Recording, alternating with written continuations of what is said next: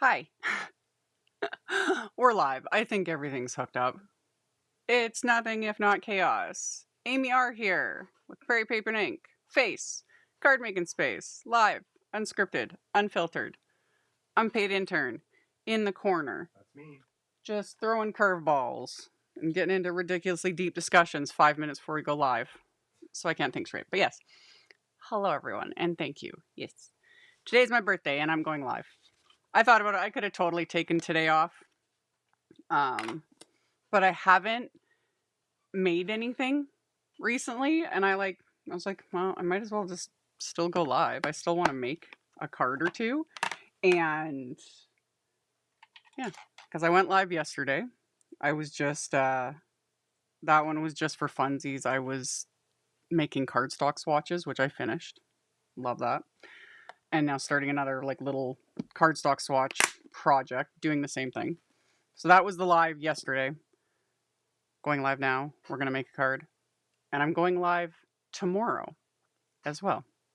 Same time. It'll be 2 p.m. Central. I haven't set it up yet. I'll set it up after this one's over.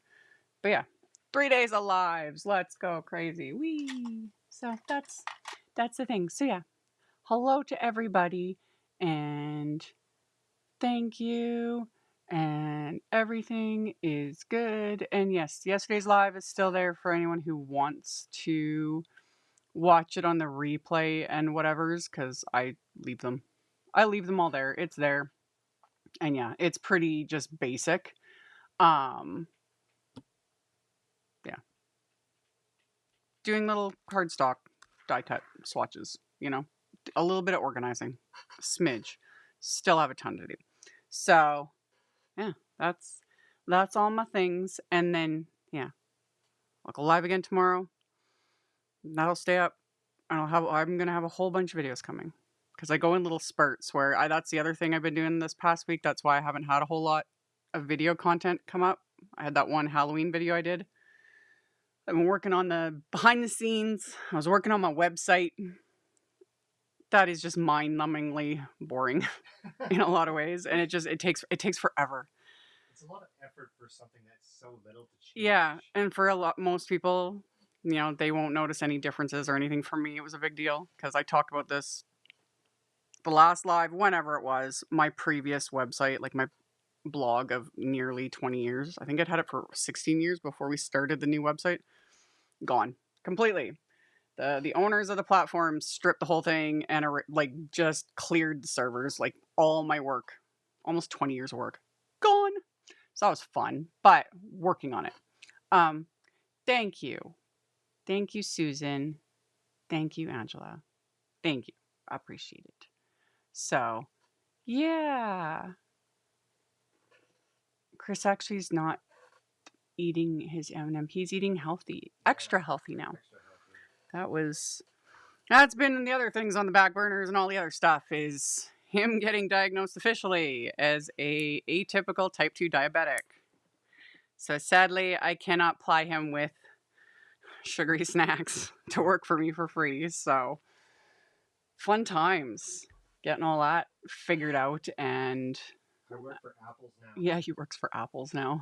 At least this time of year we get good apples because we get them from the Okanagan. And, so good. Sorry to hear the garage. Well, yeah, that happened last week too. Happened during that live. Yeah. My brain did not even clue in. I kept commenting during live. The wind was howling and the rain and snow was coming down. I was like, "Whoa, the weather's crazy." It didn't even occur to me that with that wind, it blew in it flooded again. But we've dealt with it. It's not the end of the world. Because I moved everything the first time that happened all those months ago. Lost a bunch of little furniture pieces but we dealt with it. It's been chaos on the back end. Behind the camera, it's been chaos. Full chaos. So life's been just bonkers. But We've had yeah. wins. Yeah. Wins and whatever. And then yeah, I was talking about it yesterday. Chris and I did go out. We went out for dinner last night. Mm-hmm. That was a little chaotic. Okay. But it ended up being good. Yeah. I put heels on. I put makeup on. I left my house. And we got to the restaurant. He'd made reservations because that place was packed. And they sat us. And then they forgot about us. And we sat there for half an hour with just, I was like almost in tears. I was getting so upset because I was like, I'm hungry and I have heels on, you know? And then it took a while. And then the servers and the busboys and just all the people, they figured out that we had been literally forgotten, you know? Many apologies. Our entire meal was comped. And they said they're going to send me a gift card too. And I was like, I was more than happy with the free meal, man, because that place ain't cheap. So it turned out really good. It turned out really good. And yeah, we used to go there quite frequently. And this was the first time in literally forever. So I was just like, I'm hungry. But we got our food, all the things, you know, they made it work. It was good. So it was good. In the end, it was great. It was great. So, and thank you, Sylvia. Thank you. I think, did you say snow? Yeah, we've had a bit of snow off and on. We usually do in October here. For those that aren't aware, we're in Saskatchewan. And yeah, it's pretty common for us to get snow in October off and on, but it shows up, it makes everyone really mad, including myself, because it's like, ew, no. And then it goes away. It's when it starts hitting in November, then like full winter will be here. Except that one year where we had a brown Christmas. Oh yeah, but that was because it was El Nino, or was it El Nino? Nino. It was El Nino that year. Yeah, we didn't get snow till after Christmas. It was bizarre. Yeah. Was that the same year we built the little pergola unit? Yeah, that was the exact same Yeah, year. in November. Chris and I were out at like 10 p.m. at night in November building a little like Costco pergola unit for our backyard. Like I'm up on a ladder. We're in a t-shirt and sweatpants in November. Yeah. Complete nuts. And yeah, we didn't get snow till January. And then we got hit hard. Anyway, best tool for my sure. Oh yeah, he's got a continuous glucose monitor. I get to play nurse, figuring out how to like the stickiness on those things. But the tech is cool.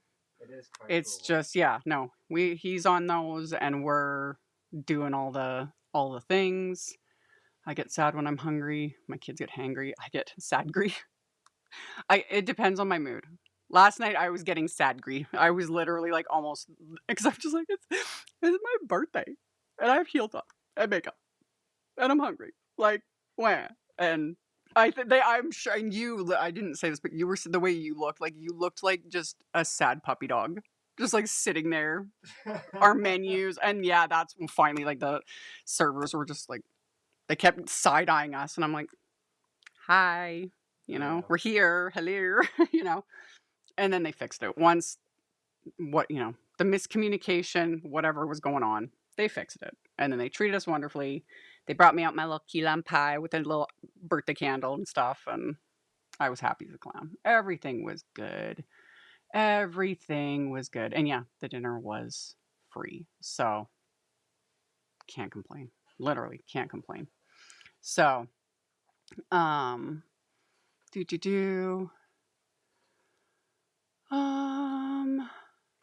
yes. And then yeah, it's chilly here. Nope to snow. I know. No, here we will be getting snow probably next month. I hope it holds off till after Halloween, and then we just accept it. It's like winter is basically 6 months of the year here. That's just the way it is. And anyway, okay, enough chatter and blather and whatever. I have a rough idea. I want to know what you ate too. Oh, I had like steak frites. Yep. A little salad. Oh, and we had those Szechuan beans. Yeah. They were like green beans with like a Szechuan sauce and sesame seeds and scallions as our little appetizer. Yeah. Usually we used to always get edamame at that place, and then they stopped. They don't do edamame anymore. I miss it. I love edamame. Yeah. And I steak frites, and you had the coconut curry bowl. Yeah. And then their key lime pie. So good. So sliced key lime pie. I had my pina colada. They do it in a fancy little coupe glass with like dehydrated pineapple. And then since they were comping it, I was like, I will get a jalapeno margarita, please. Because, yeah, we don't really drink at all, but I was like, it's my birthday. and I don't have to pay for it. Because holy crap. Yeah, it was good. It was good. We had a good night in the end. So anyway, um, I'll take a free dinner for half an hour being forgotten. Exactly. Like, it is what it is. And yeah, the place always, every other time we've gone for the last 8 years, they've always treated us great, you know. So we would have come back anyway. But yeah, when they comped it and then said they'd send a gift card, I was like, well, I guess we'll just come back sooner. So anyway, okay. Because it's my birthday, I'm going to make a birthday themed card, which I don't do during my Sunday. I've never done a birthday card during my Sunday lives because I always give away the card I make on my Sunday lives. And it always feels weird to me. I don't know why. I get too in my head about it. And it's like making a birthday card, but I don't know who I'm giving it to. But it's like, even if whoever wins, if your birthday's not for 6 months or you had it last week or, you know, it's like, I'll still put happy birthday in there. Celebrate all year round. It's all good. So I was like, let's do a birthday card because the set I wanted to use had a birthday sentiment.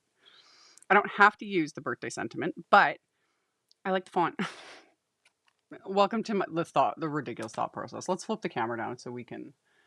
I love me a margaritas. So do I. I like you know, slushy margaritas, but that one, it's a jalapeno margarita. I'm not even into spice, but it's so good. It's so good, and they put like a spicy rimmer around the glass, and there's literally sliced jalapenos in the drink, and it hits like the right notes. And I'm so glad I ordered it because I have been wanting one for like a year. The last time we went there, I was like, I'm not in the mood for alcohol, but I really want this drink, and it's expensive. I'm too cheap now for everything. Anyway, okay, here's the mess. So, it's this little set that I want to use.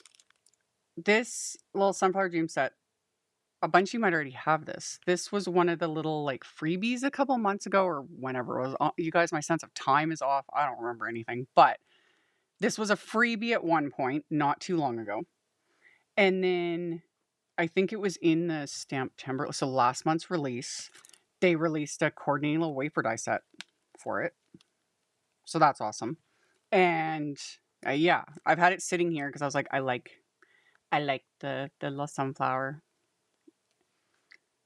I think they used tahini in that. I forget. Anyway, I'm getting sidetracked. Can't go wrong with sunflowers. And again, I like the sentiment, but you could use any sentiment. And then the other thing, while I will never not love my large florals, big, 8x12 stamp sets, all that kind of stuff. It's like, give me a huge floral, all things. I love little mini sets. Like, I don't know why. I love them. I feel like there's so much you can do with just one little stamp.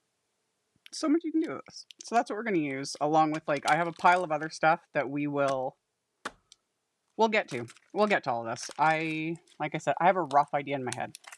I have a rough supply list sort of linked up, and then we'll just see what happens, honestly, because I don't even know. I am flying by the seat of my pants. So, yeah, I know.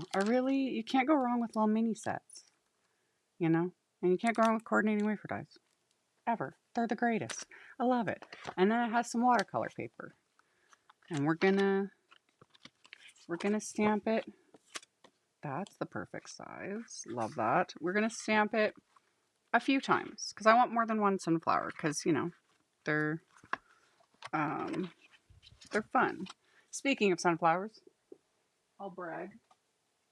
Can I show that on? Will it show on camera? Yeah. Again, credit to the unpaid intern. This is what was the phone call I got when I was live yesterday. It was for this, and it got delivered the minute we left for dinner. Yeah. But yeah, it has a sunflower in it. I don't want to spill this. My camera is not giving it very accurate color. It's more yellow. My camera's making it look more green. Weird. But I like those colors. Aren't those pretty? Love it. So, those are staying behind me. Oh, that really threw off my light balance on this camera. Again, talked about that yesterday too. This camera gets weird over. It's so blue. Yeah. It'll calm down on its own. And then sometimes it'll go yellow. Whatever. Tech. Love it so much. So fun. Okay, watercolor paper. Watercolor paper. So, I didn't miss. It's starting to calm down now. Yeah. Yep, the color is starting to not look so ridiculous. You know? It goes weird. And I'm not going to mess with the settings on that. I don't like touching the settings on any of my cameras if I can avoid it because. Next thing we know, we're recording in sepia. Yeah. The amount of times that's happened over the years where it's like I accidentally hit, the wrong button or something, and then everything goes completely haywire. So everything's been working. Let's not tempt fate. I'm going to stamp more than I would need at the moment because I only plan on doing one card today, but I might whip up a second one like off screen. We'll see. Thank you, Linda. Thank you. But yeah, while I've got everything out, might as well stamp because I'm going to heat emboss these and might as well just do them all at once, because then I can deal with the extras later. So I'm gonna heat emboss this onto the watercolor paper. It doesn't have to be heat embossed. The only reason I do heat embossing with stuff like this is, and I've talked about this, is I like the little raised edge the heat embossing gives to whatever stamped image I'm working with. And that raised edge is like little bumper pads. So then it keeps everything from like bleeding out into each other and it just keeps it contained. Thank you, Crane. Thank you. My cutter, same as yours, is getting dull. Oh, you don't. No, don't sharpen it. Don't. These are not. It literally, Had a sharpener on the side. in theory, should not ever get dull, but all I can think of is you might just need to tighten it. Because if you're getting like rough cuts with either this one or the bigger one, these are made by Tonic, Tim Holtz Tonic, over time, like this the handle can get a little loose. Like this one, mine has, because I dropped mine. But more than anything, I would say you just might need to tighten it, but be very careful because you don't want to over tighten it. But like these edges are not sharp at all. Like this is not your old school, like the guillotine where you could like cut a limb off, where it was like razor sharp. That's not what this is. Like, let's see, which I know freaks people, but it's not like that. Like, yes, if I ran my fingers this way, like right against that edge, you could possibly cut yourself, but it's not sharp. It does not need to be sharpened. And do not use like tinfoil, all that kind of stuff. It just doesn't need that. And you can like wreck if you start messing around with that, if that makes sense. Thank you, Sheila. Thank you.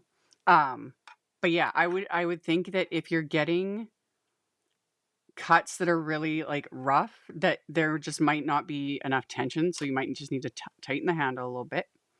And then always make sure too that when because if you're not holding your paper down, like with the little guide, which again, mine is like broken, but if it's not being held firmly, you can, if it's just a little bit loose, that can also then catch, because your paper isn't being held firmly and it'll catch, and then again you're not getting a like clean cut. So I hope that makes sense. But yeah, it does not need to be sharpened, but I would just check, because like you can always tell too if the handle doesn't stay up, I can always tell when mine just like falls. I was like, need to tighten it. But the thing, again, just make sure when you're tightening it that you don't over tighten it, because it can, like, it's hard to show on camera, but like when it's fully up, there's the edge of the metal here, the edge of the metal here, and if you tightened it, like if I tightened it right now, I wouldn't be able to close it. The metal would catch, so you would know if you over tightened it, because you wouldn't be able to. But usually when I tighten it, I kind of keep it like halfway like this, and then I tighten it so that it's flush, it's level. I hope. So you just need a little Allen wrench, burp, and then potentially pliers. But usually this holds itself, so you just need the Allen wrench, and you just barely, you know. Oh, thank you, Mari. Mari snuck by. Can you go check? I can see it. I can see you. I could have seen you in the camera. You snuck by, Mari. She had texted me she was gonna do that, but I was gonna catch you. It's too busy doing things. That's funny. Okay, and sometimes paper has a lot of cotton. It does it. Yes, it can. Even with like a other types of cutters, like really heavy cotton watercolor paper, can get a little bit finicky because you're dealing with like a thicker surface and the little cotton fibers, you know. But generally, the only times I've ever had like rough cuts with this one or the big one is I'm either cutting too many layers, because with this, I generally can do about 2 layers of heavyweight cardstock, with clean cuts. I can cut more than that, but you're pushing it. So either 2 layers or, so you're either cutting too much or maybe it just needs to be tightened. Oh, it's some crafty stuff. Well, I'll look at that later. Thank you, Mari. That was really cute. So, yeah. And then, yeah, I really don't recommend doing things like tinfoil. I see that recommended, and even with like scissors and stuff, people saying like cut with tinfoil. I tried it in the past, not with this cutter. I tried it with scissors, and I found the tinfoil made things worse. It actually left little teeny gouges in my scissors, because I can tell with my certain scissors. So I don't recommend it, but yeah. But with this, you legit don't need, like, there's no sharpening needed. And I have been using this exact cutter 10 years.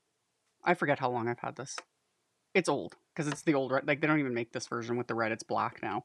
And yeah, like I said, I've dropped mine. I've broken. This guide is partially broken, but it still works. It still works. So, I misplaced a die attached to the bottom of my cutter. Oh yeah, you always got to pay attention to, moving things around. The amount of times that, I lost one of the feet to my cutter too. Yeah. Like, I always have so much stuff on my desk, and then I'll like plop my cutter on top and do my thing, and it'll, sometimes grab a die or something will stick. It's always the first place you should check. If you're missing a die or a stamp or, something, check the bottom of your tools. Because the amount of times stuff is stuck to, and it's things like the MISTI, like, because it's, magnetic. Like, sometimes things clinging to that too. It happens. So, yeah. Okay. No, they weren't. Yeah. All the tonic trimmers, those guillotine trimmers, do not have sharpened blades. It cuts by like the force of the metal against metal. And like I said though, if you manage to like run your hand along that, it would be like a paper cut on steroids. But yeah, hopefully it helps, because I've never ever, and I cut more than the average crafter, like a commercial level, and I bought that cutter. I honestly don't know how long I've had it, like around 10 years, maybe. It's been a long time. And then my big one, same thing. I've had a version of that since I basically started card making, like 20 years, and I've never needed to replace them or anything. Like, they just work. I want to make sure I leave a gap, so I can die cut. So just line them all up, make sure that nothing is crooked so that the dies do their things. I found a little foot the other day. Didn't even. Oh yeah. So again, some of my tools are old. It happens. I don't really care. The one of the feet on, I think it's like my Glimmer hot foil, keeps coming. Same thing, because I shove it in a drawer, or on a little shelf, and I'm moving stuff around. Nothing can stay. I wish I had like a spot, you know, for my cutter, a spot for my, you know, this, that, and other thing, but I need a bigger boat. So it all gets shoved on a shelf or it gets thrown on the floor, you know, but except for my cardstock. I talked about that yesterday. Don't put your cardstock on the floor because, you know, you don't want damage on that stuff. But paper cutters, all my other things, yeah, generally ends up on the floor. I have that cutter too. It's amazing. And the tiny one. I have the tiny one. I never use it. I bought it. He's sitting right here. The little baby one, you know? And same thing, just metal against metal. And I always forget I have it. Like the one thing I like about this little one is it has a little notch right there. So it cuts to that, and then to store it, or if you wanted to take it with you, you just pull this a little, just lightly, and it like kind of almost locks into place, you know, so it doesn't open. But I never use it. I always use this one, the one you guys see. And for anyone, this is just washi tape. I put it on here years ago. It just, because the measurements only go to 6 inches on this. So I put the washi tape, the edge of the washi tape is 6 1/4. And then I drew a line with a ruler and a Sharpie marker. This marks 6 1/2 inches. That's all I've done. That's all I've done. Thank you, Doris. Thank you. I love the little one for sun. Yeah, it is handy. It is handy. I have a habit. It's like muscle memory, you know? So this guy is a little, you know, maybe I need to keep it. If I could, I keep him on my desk if I'd say. But yeah, I just reach for, I keep my guillotine, my 2 main ones, like right beside me. Full on muscle memory, reach for them and use them daily, multiple times a day, all the time. All the time. They're good cutters. Like Tonic makes good tools. Like a lot of my basics are made by Tonic because Tonic is who makes Tim Holtz tools. So the scissors and his glass mats and the cutters and all of it, you know, they make good stuff. So, my mother-in-law gave me a telescopic magnet that finds all my. Oh yeah, I got one of those. I don't have a link for it. I picked it up. Where did it go? I have it. I don't know where it went. There he is. I keep him stuck to my metal. I have a little metal filing cabinet beside me.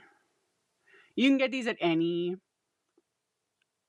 tool type store because they're meant for finding little tools, screws, etc. that get dropped on the floor. But yeah, I picked this up years ago, but they're very easy to get. And yeah, and then it's got a strong, like, how do you say it? Neodymium. I always forget. Magnet on it. So yeah, this comes in handy. So yeah, you drop a dime on the floor, it's like, don't even have to get up, you know? Comes in handy. And this one has a little like pen clip, so if you had like a pocket, little pocket protector. But yeah, I just keep it stuck under. It would. Well, it's not super strong for this. It's not, the magnet isn't big enough, so it won't stick to my glass. But it does stick to my metal cabinet underneath here, so I just stick it to that. Handy little thing, but you can get them like anywhere, you know. So okay, let's get into the making. So I'm just using anti-static powder on the watercolor paper. This keeps the embossing powder from clinging to anything other than the stamped image. So I got my little pile. I've got embossing powder. I have my heat tool, which I need to get it untangled from everything. Do I have it plugged in? Yes, I've got it plugged in. Good times. I'm going to use Nocturne ink. And then, to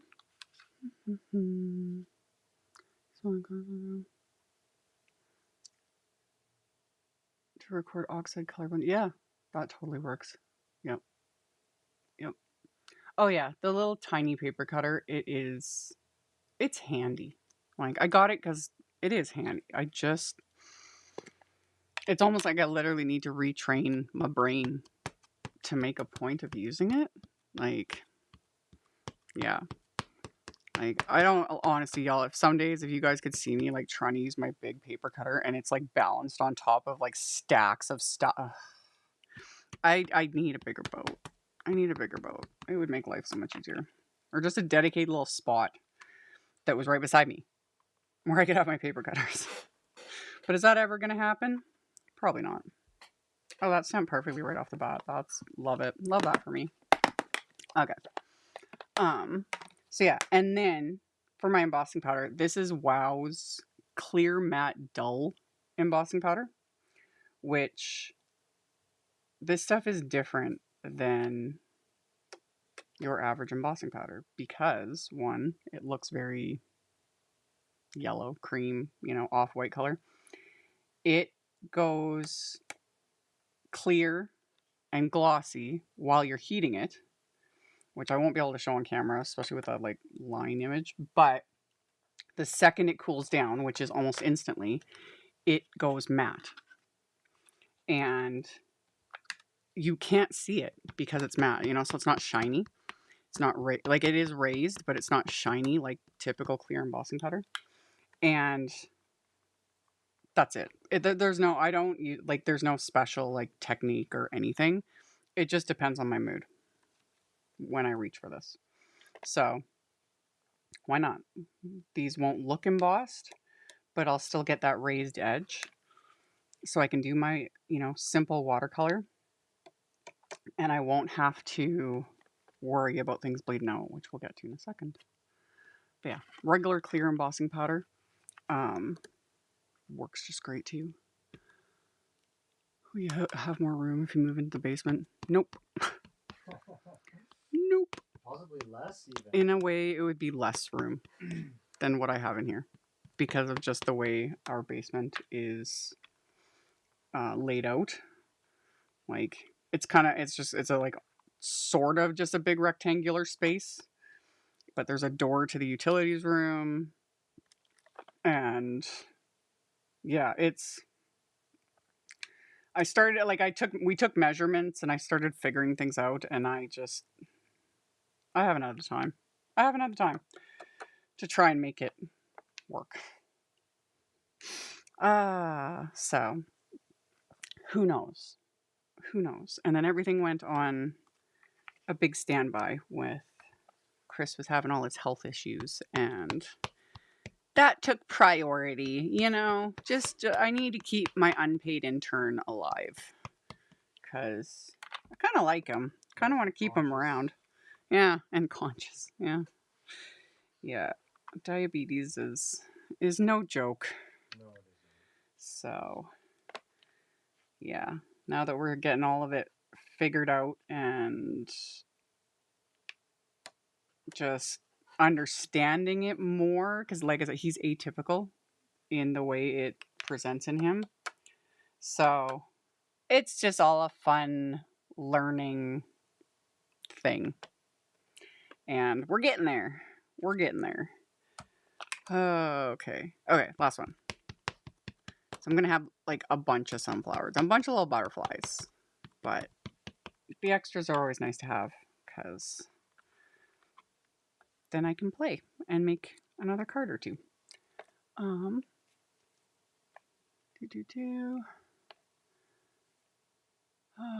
you have any rolling cards? I do. I've got the little IKEA.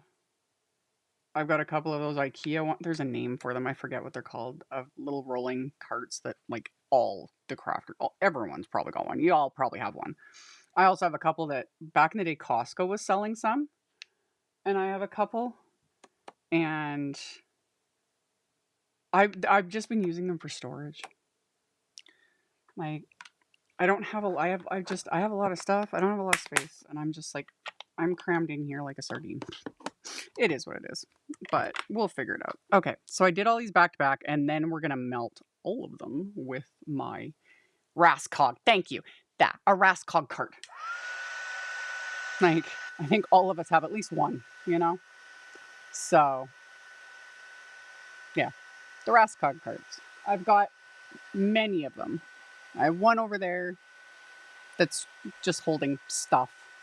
And then, yeah, I think I've got one. I have one in our laundry room.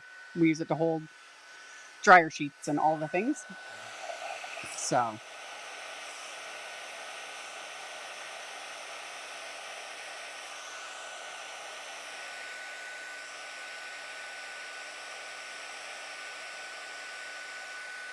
my plan is to repurpose one of my carts, like one of my Raskogs or one of my Costco ones. I've been thinking about using one dedicated to storing all my blending brushes because I have a ridiculous amount of blending brushes, more than crafters need. But because I do this as a job, it just, yeah. And I'm literally like being buried in blending brushes. So that's what I've been thinking about, is setting up one of my little carts to have them all in one spot and easily accessible, because I use my blending brushes all the time. But I'm nothing if not full of intentions and to-do lists, and maybe I'll get to it in 5 years.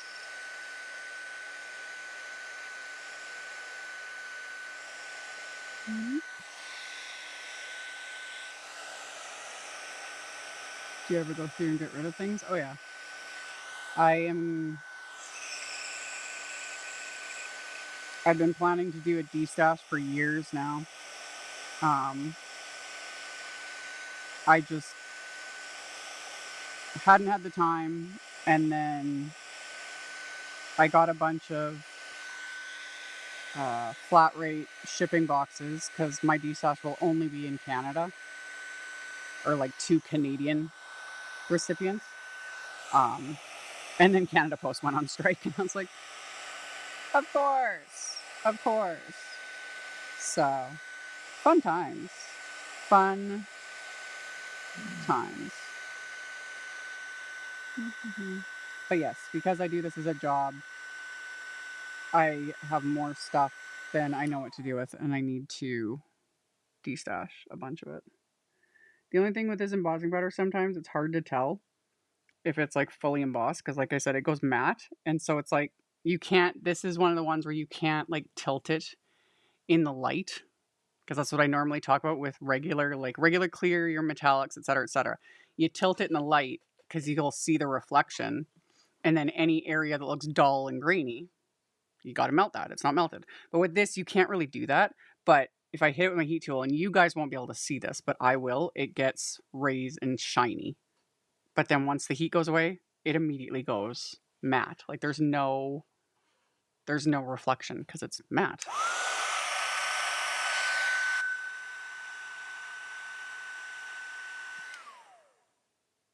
Yeah, we're good.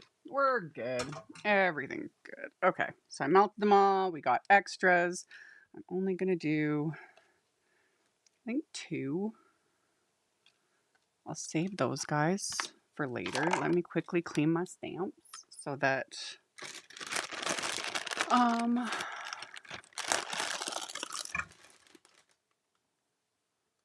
we have the Raskog as a drinks trolley. Yeah, like those little carts are handy. You know, IKEA did a smart thing. Pretty sure they were basically the ones that like invented it. You know, they had the Raskog, and then there have been so many variations from other like stores. Because yeah, I've got a couple Costco ones, and then I've seen ones at like Michael's, everything else, and yeah, like I even have, because IKEA started doing little like additions to the Raskog. Like there's a little, like I have one of them. It's a little wood tray that fits, like makes a lid, you know, for it. And there was other little accessories. I'm pretty sure the closest IKEA to us is like a 6-hour drive. We need to do an IKEA run. Oh.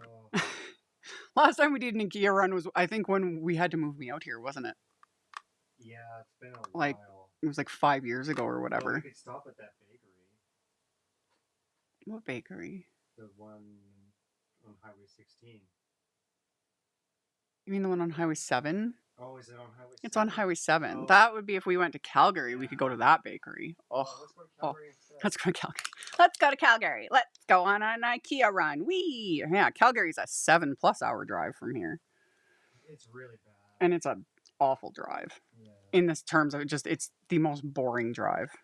I think also because, you know, And it's so we've lived here. unsafe compared to the drive to Edmonton. It is, because it's mostly a single lane highway up until a certain point, and it's chaotic, and it's just a really awful drive.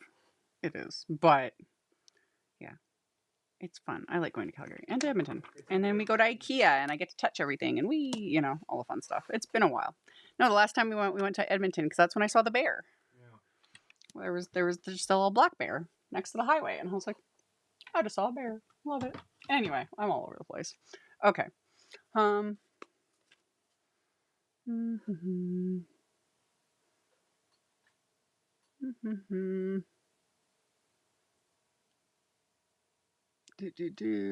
thought you might have overstock.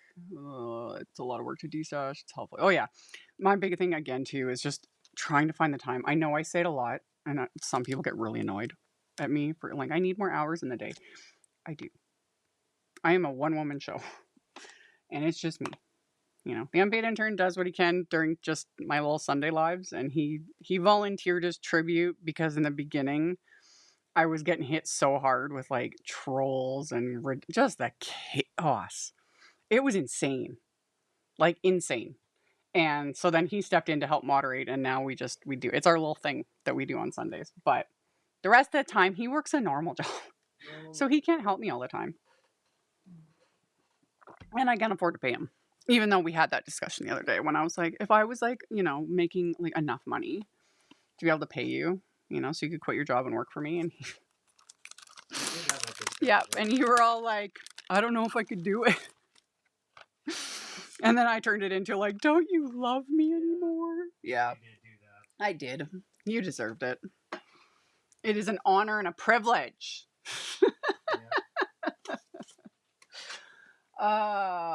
But yeah, he is the unpaid intern, and now I pay him in like apples and healthy snacks. Mm-hmm. Yep, yep. So we need to watercolor.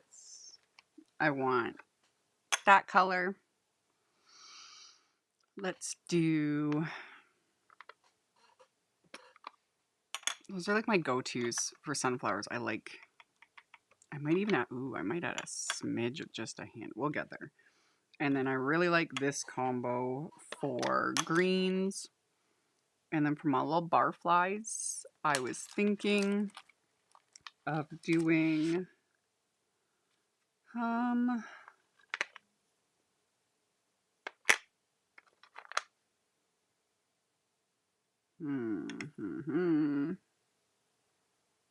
yeah, let's do that. Let's not overthink it. Oh, and I need flower centers. Where's a brown? Where's the browns? There's a brown. Yeah, let's do that. Let's do that. Okay.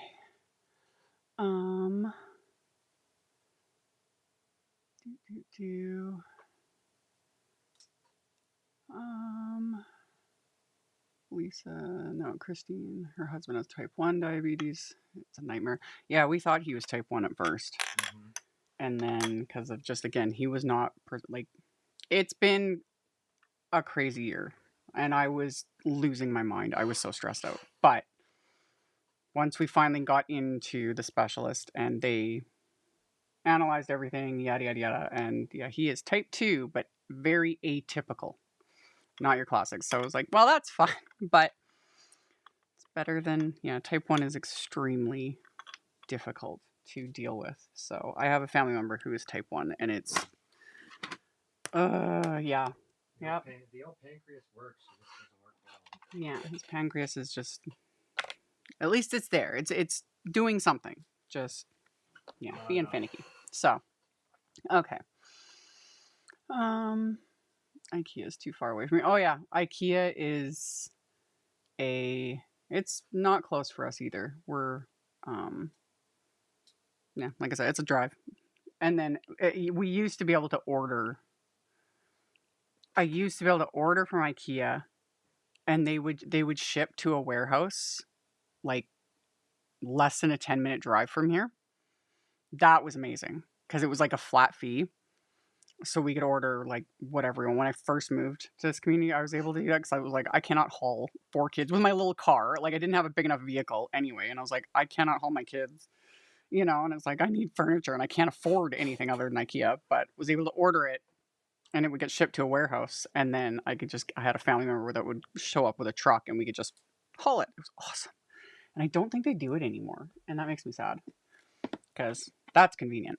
And then sometimes they used to be able to ship to houses depending on what it was, but I haven't looked in a really long time if I can still get stuff shipped here. So let's do some watercoloring. Very simple watercoloring. Doop, doop. They put sugar into a lot of things now. Oh yeah, sugar's in practically everything. You just gotta pay really close attention.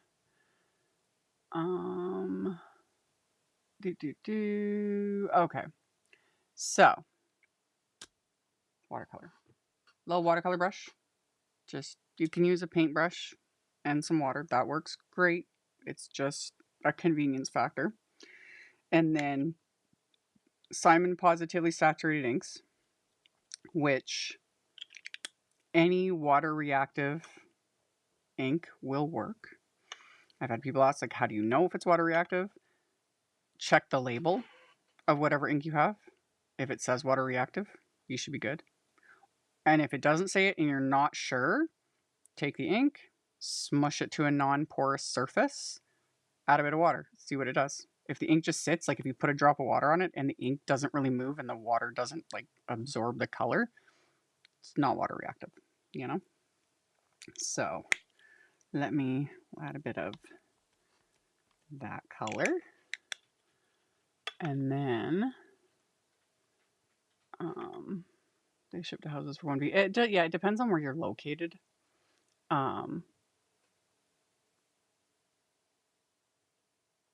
Murray, they still do the warehouses in the North End. Oh, sweet. Thank you, Murray.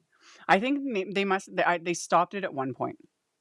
They did stop it, but maybe someone else, either just the same place. Yeah, and yeah, it's in the North End. It's probably the same place. Good to know. Even though I still want to make an IKEA run. Mm-hmm. We need time. That's a day of driving. We did that once when we had to come get stuff for me to move into this garage. Didn't we do it in one day? The garage? No, like the IKEA run.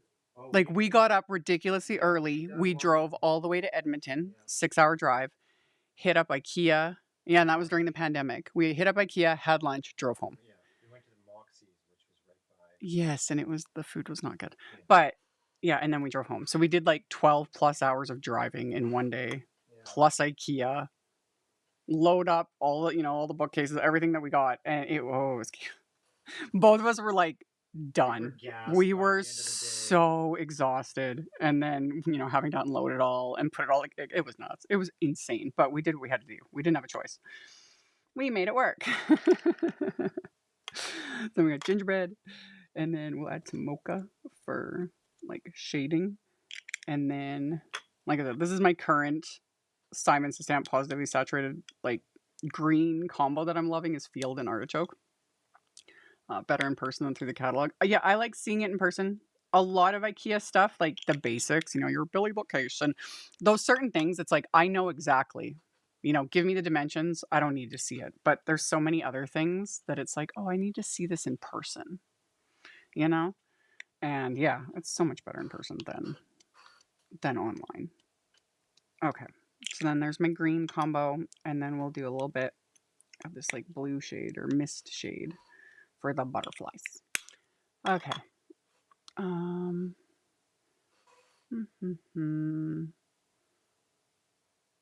There we go. Yeah. Okay. So, water brush, and then off to the side, I just keep a cloth. Also paper towel, it doesn't matter. That's just to wipe my brush. And also if it gets, you know, too drippy, because that can happen with water brushes, because they can get finicky. And then you just pick a spot to start. So I'm going to start with the petals because that's just habit. So I just throw my brush in the ink and I can start painting. And then I can add some of the clay shade at the base, and then I'm barely touching the brick shade right there, and letting them kind of like get to know each other a bit, and then on to the next. And this was why I did the heat embossing, because you can see how it just stays contained.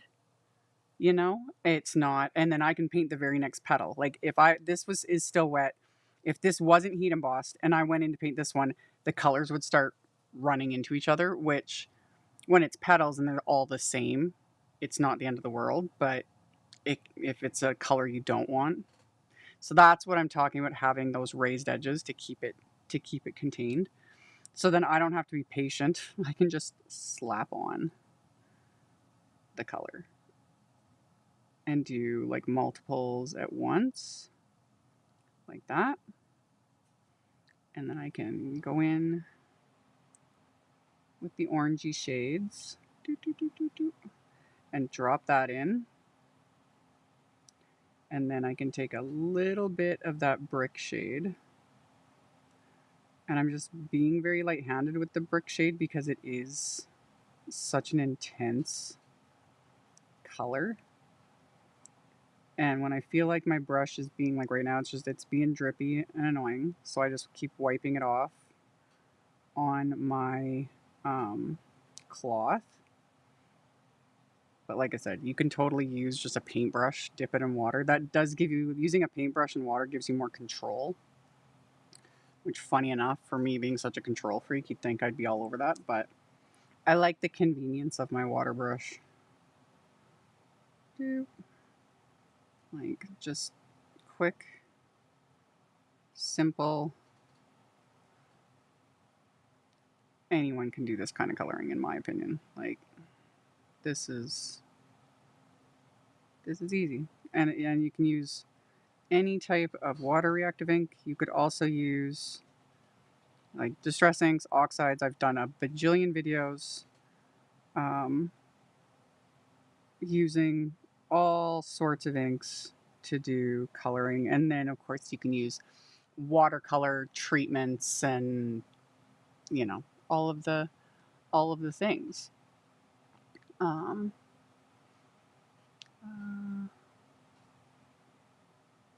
Okay, there we go. And then we just keep working our way around our little sunflower. Just like this.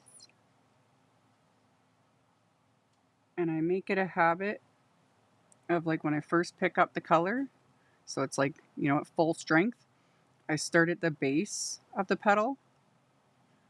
And then as there's less and less ink on there, then I start pulling it out. You can't overly see it on screen, but that's how you'll get more of a gradient as well, like deeper intense color fading out, that sort of a thing. So then I do the same thing with the clay shade. I go in right at the base, right there, I'll put a little bit right there, and then swirl my brush if I need to kind of remove any of that ink. And then since this is all wet, I can go back and forth with the brush to blend it.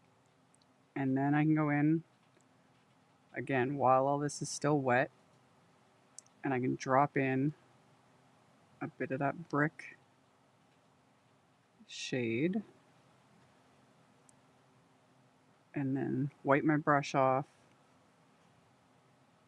and just kind of blend that out a little bit more. And that's it. That's it. Can you use acrylic markers and add some water with them? I mean, you could try it. Acrylic isn't transparent, So you will not get the same results, like at all, because dye-based inks and most watercolors are transparent. So yeah, acrylic markers, acrylic paint, that's a totally different thing. And I don't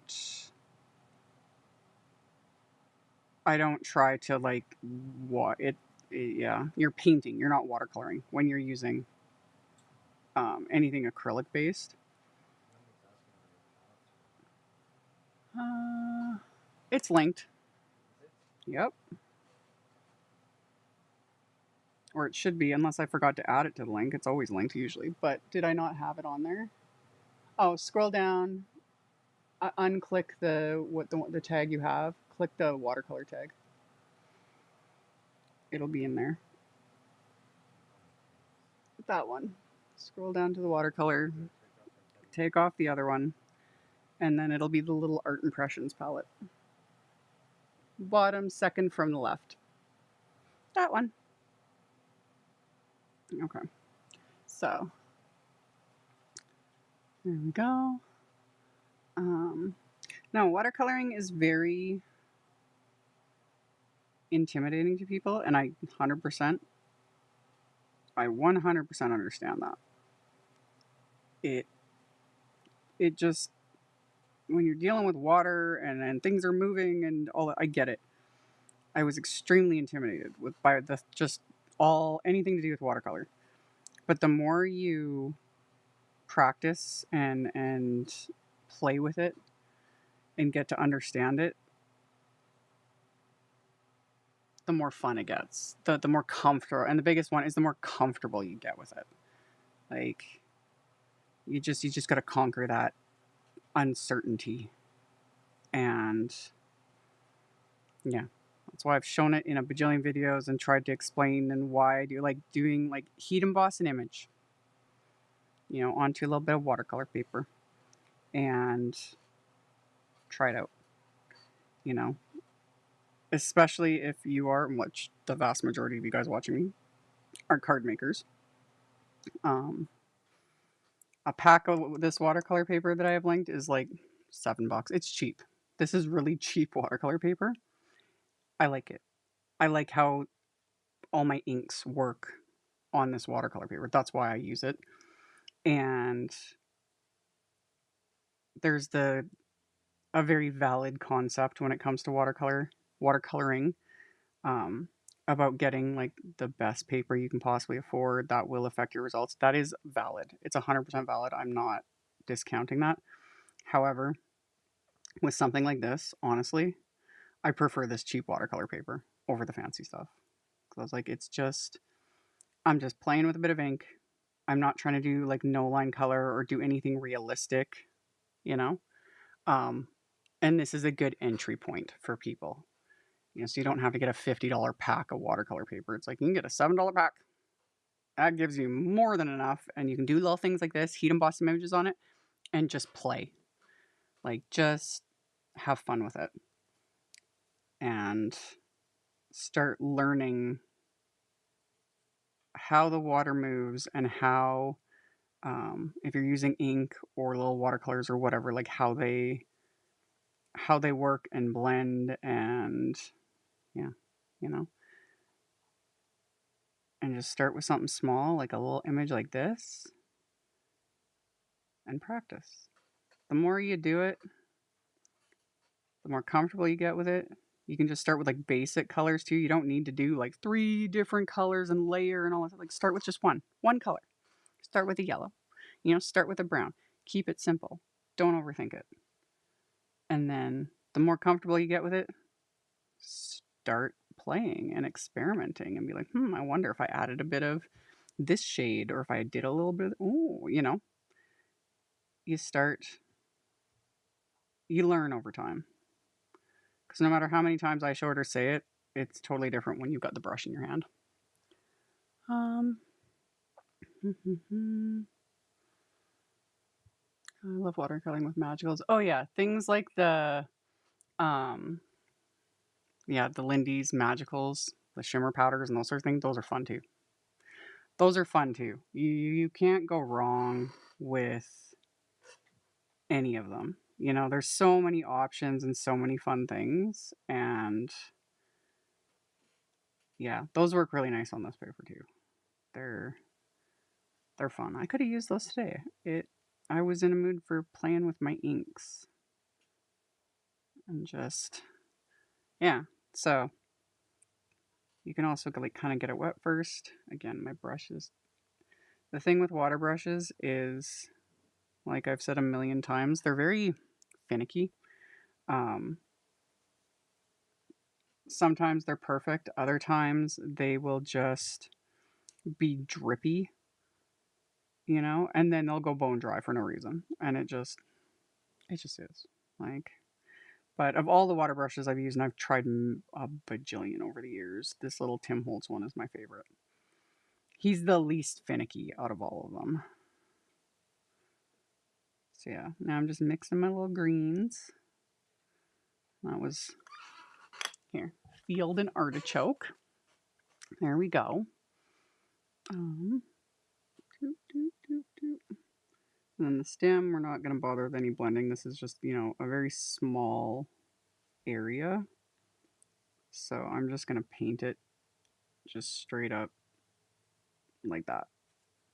And then this leaf, I go in with the artichoke. Just kind of lay down a little bit of color. And then I go in with the field at the base and then like pull it out, wipe off my brush, do a quick little sort of blend, and there we go. Just like that.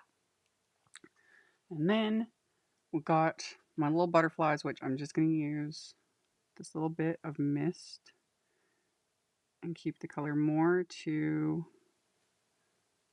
again, like the body. And then I can kind of pull it out like that. So we get a little bit of a gradient like that. Again, just simple. Just simple. Add in a little bit more of the darker color. Go like that. There we go. And then I'm glad to spent way too much on zigs. Zigs were great. Like all the different markers and things. Nowadays, like the whole point with, you know, like I've got the Karen Brush Marker Pros. I haven't used them in forever. Like originally, those sorts of things were just the niceness of them was because, in my opinion, was we had just so many more options of colors, you know. But now, yeah, with our inks, our stamping inks and stuff, most of these brands have like quite robust color selection, and that's why I haven't been reaching for any of my like Karen Brush Marker Pros. There's the Zigs, etc., etc. It's like I got like the Simon inks. There's 90 something. I think we're at 99 colors. I can't even remember. There's a lot. There's a lot. You know, it's and like I always say, do you need every single color? No. I like having all the colors. I like having all the colors. So yeah. I need to swatch my magicals. Oh yeah. Swatching is sort of a never-ending job. There are some that are very against the concept of swatching. Depending on just whatever person's preferences. I personally, I like swatching. I am very visual. And again, I have a lot. I have a lot of inks. I have a lot of supplies. I can't help myself. Some of it gets sent to me for my job. Some of it I add to cart. because it's like, ooh, shiny new colors or shiny new this or whatever it is, you know. And I'm just like, do I need it? No, but I'm always just intrigued. So yeah, I got a lot of stuff, and I'm very visual. I don't have time to do swatches more often than not, but man, are they worth the time. Like I I refer to all of my swatches a lot because then I can flip through and like visually see it's like, oh, because then I've talked about this, especially with things like ink, etc. Like what you see on the container is never fully accurate. Sometimes just by dumb luck it can be, but this is plastic. You know, so how it looks on plastic is not how that color is going to look on paper, etc. So that's where swatching can be um really handy. And again, if anyone that's like me, like where it's like you just visually, for people that are much more conservative with their supplies, I guess, you know, there are makers who stick to just one brand or one set of something, you know, or just a limited color palette. It's like they like what they like. You know, they don't need 99 shades of colors. It's like they like 20 or whatever it is, you know. They stick with that and that works for them and it's what they enjoy. And you know, why swatch when they know what they like and how it looks, and that is great. You know, I admire that. I couldn't do it to save my life. 'Cause like I said, I was like, something else comes on the market and I'm like, ooh, you know, add to cart. I can't help it. And then and then I need to do swatches of it because I forget. And yeah, it's but always to each their own. Whatever works, you know? We'll just keep going around, adding our bits of color. Really, I'm glad I pulled out this brick shade for these petals. It's a very good color. It adds a good amount of depth to these guys. I like it. I like it. Um, yeah, swatching makes your OCD happy. It helps. Another benefit to doing swatching, however a person wants to do it. Um, Another benefit is the process of doing it can also um, make things stick in your brain a little bit more because it's like as you're working, like building your swatch, whether you're stamping it, inking it, however you're doing it, whatever it is, you know, it can help visualize things a bit better. And my thing too is I like swatching because you know I'll have all my stuff out and sometimes I'll end up, you know, oh, I would never would have thought that this color actually looked like this, or ooh, those two colors together look amazing, you know, whatever it is. My thing is I just don't have enough time, but then I go on little random adventures and I start swatching. Like I said at the beginning of this live, that was why I didn't have many videos posted this week, because I was busy working on my website and die cutting and doing swatches, you know? So I was actually getting a lot of things accomplished. Y'all just don't really get to see much. But work was done. A lot of work was done. It's the joys of being a content creator and um, not having a lot to show for it sometimes. It's like if there was a video, did it even happen? So yeah. Hence me also going live yesterday and showing some of the swatches. Like, see, I'm alive. I'm still I'm doing things. Whee. There we go. There we go. I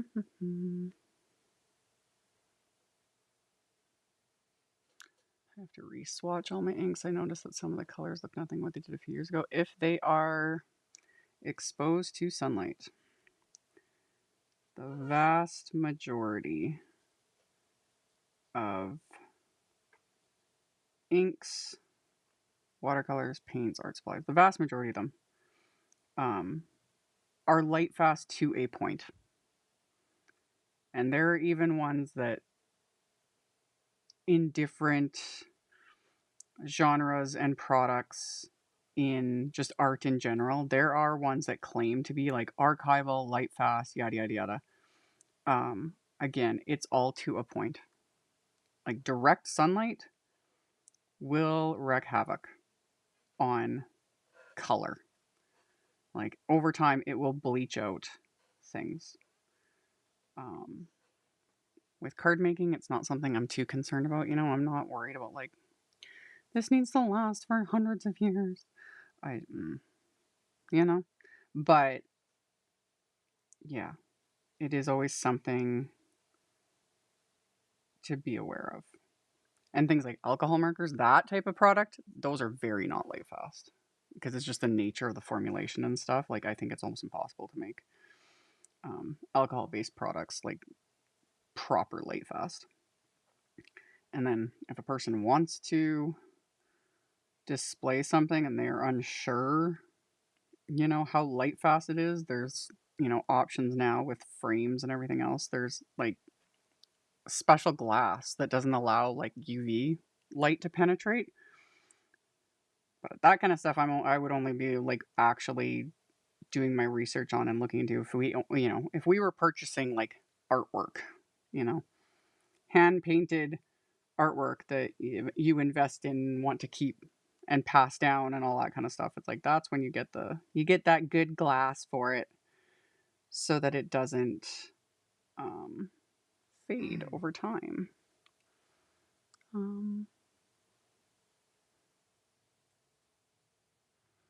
Other content creators, the Yuli watercolors are beautiful and they're handmade. That's why they're priced. They're handmade and they use some very, very nice pigments in them. I have a couple of Yuli sets, little ones. They are gorgeous. And more so in real life. They are beautiful watercolors. Like the most shimmery, sparkly, amazing. They are amazing. And yes, the price reflects that. Like they are hand mixed, hand poured. They show that on their like Instagram and stuff too. Them like mixing. Oh, that kind of content, I could sit and like just I do zone out to it, and they're you know, because they do it on a, like on glass, and they got the pigment, and then they mix their the mixative like the liquid with it, and then they have this big glass round little unit, and they like grind it all together, and it fascinating. Love it so much. Oh my god, you guys are getting. I'm distracted. I have to show. Also, because then those that it's Yuli, IU. There we go. Where's one where they're mixing pigments on a surface? There we go. No, let's turn off the music so I don't get demonetized. But yeah, like when you're getting into pigments, they are incredibly expensive. Like, and then yeah, they add their stuff and they start mixing it, and I'm just like, oh. But yeah, all mixed by hand until they get it to the right consistency, and then they hand pour it into their little pellets, and love it so much. So yeah, yeah, Yuli watercolors, they're beautiful and sparkly, and that's not even one of the best ones. They use like some like just you know, yeah, they have beautiful, beautiful watercolors. They're so sparkly and amazing, and I love them. And yeah, so for those, it's Yuli, IUILE. So you can find them on Instagram, and then yeah, they have a website, everything like that, and they make just they have beautiful. Like you want if you like sparkly like me, if you have an inner magpie, check them out. They're amazing. And like I said, I got a couple sets, and I have a couple little baby sets, and they're beautiful. They're beautiful. I need to pull those out. I'll have to use them in a video. They're very nice. And they're just so sparkly. They're so sparkly. So those ones, something like that, those are more like for a little gift, you know? Like if a person wanted to like add that to a little Christmas list and even just a little like bit. Or they do dot charts because they are pricier, but they do like little dot charts, and those dots, they're not little, like they're big. Like for card makers especially, one of the Yuli dot charts would give you so much use. In fact, a friend of mine gave me a little dot chart. Give me 1 second. You guys, I'm getting distracted, but as always, welcome to the live. Welcome to the chaos. Welcome to the chaos. Okay. Yeah. There's one. Where'd the other one go? Oh, yes. Yes. Oh, I had more than I thought. I had more than I thought of Yuli. Yeah, see, they're little dot cards. Not sponsored, you know, but one of these little dot cards would last a person like they show them making these too. It's usually when they have leftover, you know, and they just drop it into little dots, and then they just adhere them to little things like this, and you just wet it with a paintbrush, and then you can add. And yeah, so little dot cards are awesome, you know. And then they have all sorts of little sets, but this one a friend gave to me, which I haven't even used this yet. How did this? Oh, I think it might have been upside. There we go. So this was a little Halloween set. Look at that sparkle. My camera's like freaking out. Glitter! But yeah. So this was a little Halloween set that a friend gave to me as a little gift. And I kept it. And then there's, oh yeah, there's these little samples. They'll sometimes include these in orders. I think that's how I got some of these, was because I'd ordered this little set. I forget how long ago. I have used this. I used it in a video. I forget when. But this was called Night, I think. Yeah, Night. So, and then this is the Christmas 2021 set. So they have a million. Oh, they have a million options. Oh, I swatched this. I forgot all about that. Look at that color, you guys. Oh, I forgot I had this set. I forgot I had this set. I'm so happy. Look at it, babe. Look at it in real life. Look at the colors. Aren't they beautiful? They are very vibrant. Like, yeah. Yeah. And again, as card makers, the size of these pans, this will last a person because they over pour their pans, so they're big. And then yeah, they have little magnets, and this is all done by hand. Now, poured by hand, they add little magnets. You know, it's worth it in my opinion. This was a splurge. I remember like this was a splurge. I'm pretty sure this was like Merry Christmas to me 4 years ago. I forgot I got that. I'm going to put these to the side. I'll use them in upcoming videos because they're beautiful. They're so beautiful. And they're sparkly and amazing. And I need to actually use them. So, because I collect watercolors like a crazy person, you know? I hoard the shinies, you know? Like, yeah. And I have used at least the one pan for sure I couldn't tell. You guys, I have over 2,000 videos on YouTube. But yeah, I'll have to make a point of actually playing with these and adding some bits. You know what? Wait. Can we could add a little bit to here. Let's do it. Okay. We'll add some sparklies to this just because we can. Why not? You know? Okay, we'll get to it in a second. Let me paint these with the inks, and then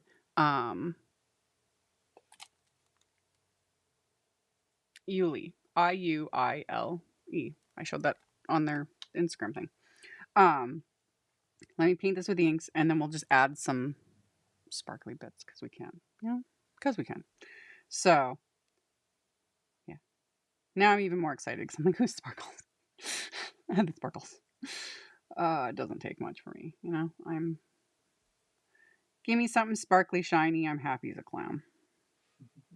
Honestly, you'd think the unpaid intern would have figured that out by now when we're having an argument or something. He just needs to, like, Produce a ball. yeah, just produce a bauble. Like, shake it in front of me, and I'll be just like, sparkles? Sparkles? You know?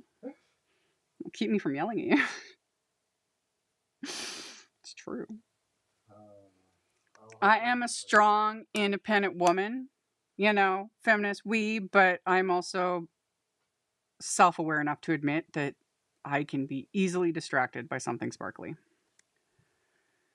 And it doesn't even have to be, and I'm thinking, I'm like, yeah, if you really want, you know, real sparkles, like Tiffany sparkles, jewelry sparkles. But I'm kidding. I'm like, doesn't even have to be that, just something sparkle paper. And I'll be like, ooh, sparkles. I'm gonna tinfoil our bedroom. Tinfoil. So sparkly. These are the walls of a killer, Bella. My life revolves around Twilight memes. I send them to Kathy Zielski constantly. She is probably so annoyed with me. Like, I am a pest. Every ridiculous Twilight insanity that pops up in my feed, I immediately send it to her. Yep. Love it so much. Okay. Paint our greens just like that. And then Swarovski. Yeah, Swarovski, when it pops up in my feed, I don't own anything from Swarovski, but I kind of laughed. They did a Minecraft collection recently. Did they? Yes. That's funny. It made me laugh so hard because I was like, that would be the day that, you know, I purchase like Swarovski Minecraft figures for my children. I guess, you know, if you've got money to literally burn, like, there's another gift idea. I don't know. I got a chuckle out of it when I saw it, though. But yeah, I like the sparklies. They just, I don't know. I have an inner magpie. It is what it is. There we go. So yeah, just very simple painting. Like that. And then we do that. Okay. So then, if I want to add some sparklies to all of this, and this applies to, and I've talked about this before, and it doesn't have to be like fancy, like Yuli, etc.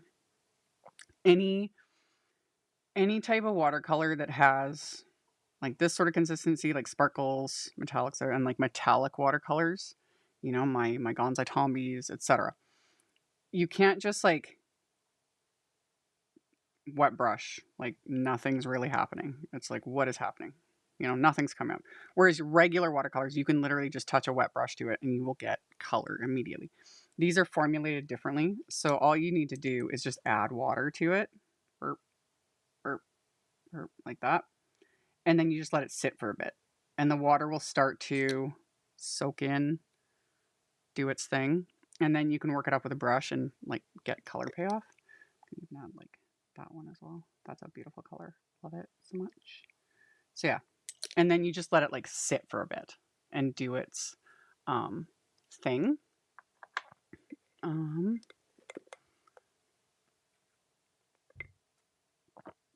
hubby brings me snacks most often. Yes, he brought you a jigsaw puzzle. That's really cute.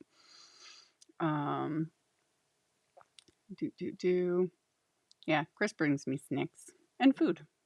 He makes sure I'm fed. Everything is good. I forget sometimes. I'm not the best.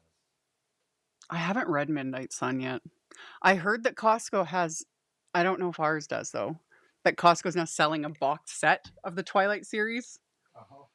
And I'm like, kind of want it. I can fully admit the books are in a sense trash. The movies are ridiculous, but I love them. They're so ridiculous. I love them. Like, I will watch it. And Chris can attest to this. He will literally, I will yell at the screen for Jacob to put his shirt back on because it's so ridiculous, and I love it. And I'm always like, this is the skin of a killer, Bella. And the whole hoa, hoa, hoa. It's hoa, hoa season. Love it. I love Twilight. It's so dumb. Okay, I need a brush. I need a brush, a regular brush. Let's just use this one. Should work. Okay, so we got that. And so okay, we've got our little sparklies. I've got just a rare. I'm going to use this instead of like just a paintbrush instead of my water brush, just to make life a little more convenient. Oh yeah. Oh, they're so sparkly. Love it.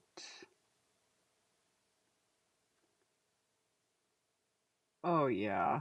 Okay. So I'm just going to kind of like put a bit on here.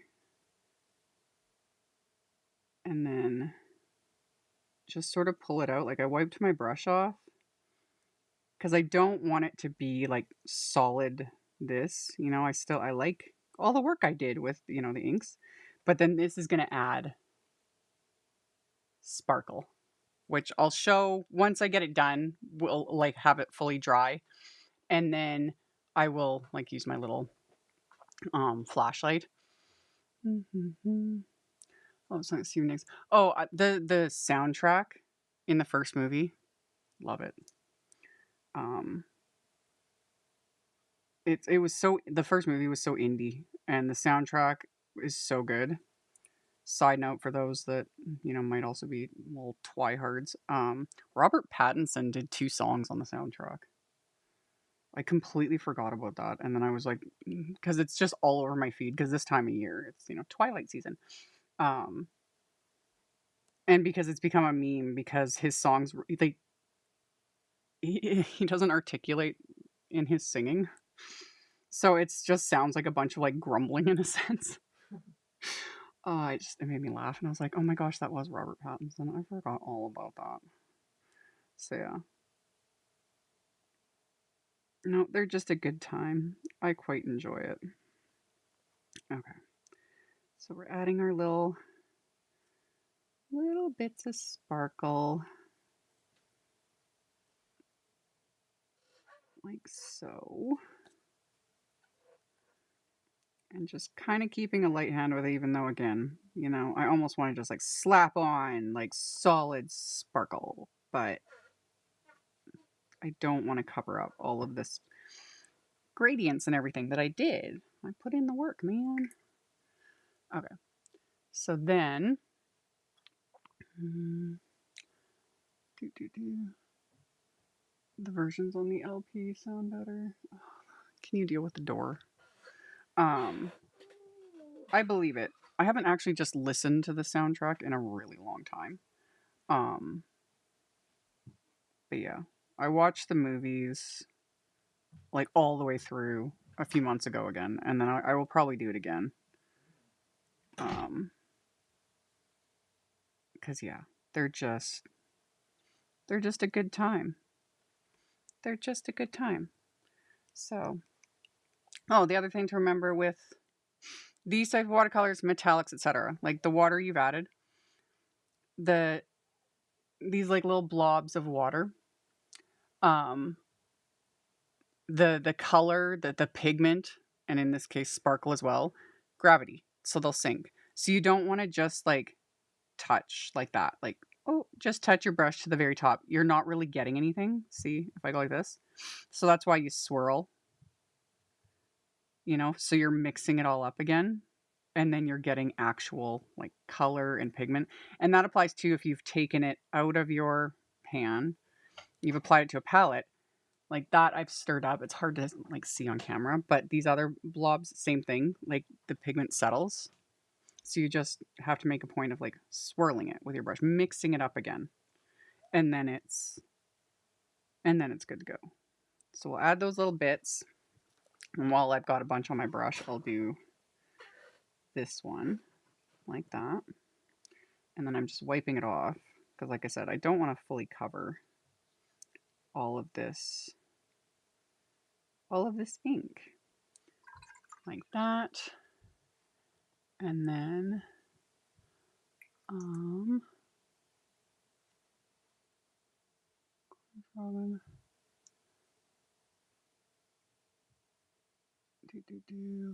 Yeah. Okay. Okay. So let's take that yellow, and then I'm doing it in the same, like I was doing it in the same way how I painted originally. It's like I put like the full strength at the base, wipe off my brush, and then I kind of just pull it up a bit because I do want to keep this a little bit lighter handed so that I'm not completely covering all the gradients of ink that I spent all the time painting. We can move that like that. There we go. Take a little bit more. Sort of tap it on there. And then pull it out to the tips of the petals. There we go. And then this last little bit there. A little bit there. A little bit there. Make sure to get those little petals that are, you know, hiding underneath. Like so. So that gives them that. And then for my butterflies. Oh yeah. Mix that up. There we go. Okay, so then this brush is kind of big for this, but we're just gonna make it work. And just pull that out like that. And then these are also gonna have some sparkle.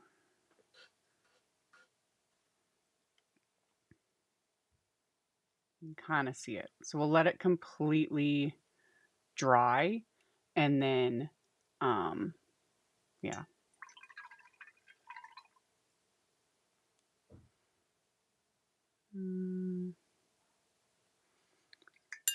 There we go. And then, yeah, we just got to add to these little butterflies. And then we can just let this completely dry.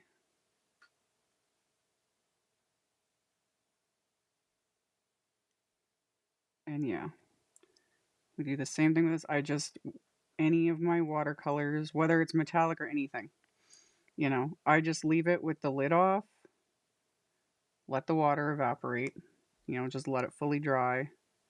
Once it's dry, lid goes back on, I can put them away. And that's it. Okay, so I'm going to set that aside to dry. Like that. Those have theirs, and then everything else. Clean off my brush. And then what am I doing? And then all my ink pads. Let's put these over here. These over here. We're getting there on these being dry, so I can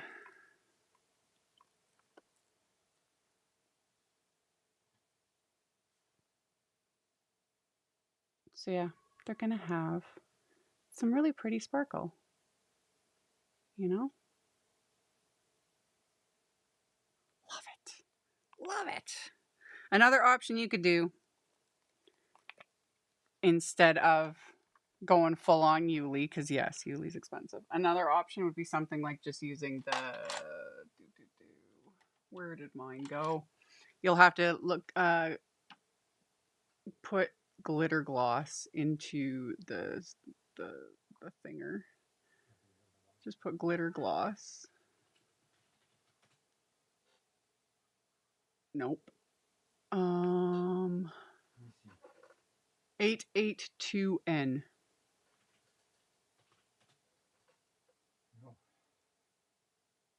Does it have Simon on the shop? Pharmacist stamp AWIN. What the heck? What the heck? Over here. Oh no, because I need to show it. Why is it not coming through? That's weird. Please don't tell me that got discontinued on me because I will cry.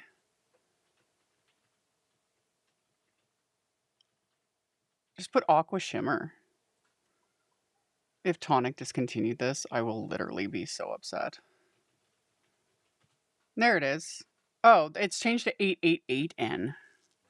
Well, mine is old. I got it on there already. You just refresh and it'll show up. So yeah, I've shown these a million times. So another option for sparkle, and again, I've shown these a literal million times. This one, and they sell out constantly. It comes as a pack of 2, but it's the Tonic Aqua Shimmer. And it's also a brush, and it's got just shimmery goodness. And you could paint, and I've done it. Like I could have used this and just picked up my inks and painted with it. I don't like doing that because I don't want to accidentally get too much color because this is clear. So I don't want to like, especially like something like that red could like travel up and just contaminate.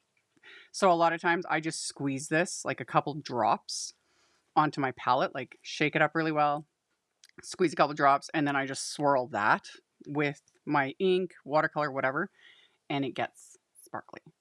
So this is a very much more affordable option than going full on like Yuli high-end fancy watercolors. So there's different options. This isn't obviously the same as like these are actual color chunkier sparkles and stuff, but it's beautiful. I love this, and I have backups of these because I love them. So that is also it's just a more affordable option, and it's beautiful too. It's beautiful too. They're all beautiful. They're all unique. They're all lovely. Love them. So love it. Okay, so that gives another option because I know, when you start getting into like higher end and handmade watercolors and that kind of stuff, it's the price points can be very prohibitive for a lot, and I get it. I get it. Like I've only got my few little sets. That Christmas one was definitely. Oh, That's what it was. I was given because I don't know if Yuli still does, but they had a shop on Etsy. That's what it was. I was given an Etsy gift card or two, something, and that took the sting out of that Christmas palette. So I was so happy. I remember that. Yeah. Yeah. That's how I was able to get that because I was like, I do not remember buying that. That palette was a lot, you know? Yeah. So it was a gift. That's how I was able to get it. Anyway. Mm. So yeah, super fun. Aqua Shimmer pens, they're awesome too. So, okay. These guys, I'll let them sit for sure. They're pretty much dry, but I'll just give them a little longer before I really start messing with them. And we can just work on my background. And this is where I'm getting into like I was saying at the beginning of the live, I was like, I have a rough idea of what I'm doing, but not 100% sure. This is smoke cardstock. It's A2 sized. So this is gonna be my card front. I think it should be A2 sized. Yes. Double check that yeah. So it's A2 sized. Pull up my oldie but goodie favorite, the Pepita background, because I want to put that on the background. And then, do I want to do 2 different background stamps is the thing. I kind of do, because why not? Why not? Why not? So, let's do this in the MISTI. And then the other thing is in Simon Says Stamps October release. And I haven't even used them or not that it matters. I don't know why I'm getting so precious with lining this up because it's not that big of a deal, but don't mind me being a little bit OCD. In their October release were 3 more shades of ink. And they're grays, which some people are probably like, ew, grays. Neutrals, man. Neutrals come in handy. They got shark, dolphin, and whale. And these are what I call cool or like neutral grays. Because the other grays they have, like flannel, earl, and charcoal, are a bit more on the warmer side. So I was really happy when I got these in the package and I was like, oh, yes. Yes, new grays. This makes me happy. Yeah. So I thought we'll use dolphin on this background, and my mat is like filthy. Absolutely filthy. I can just feel the dust and the anti-static powder and the schmutz. So let's wipe that off so that it's not so grody. There we go.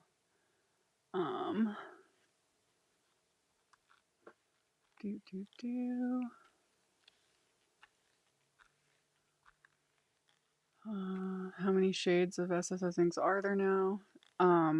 Yeah, there's like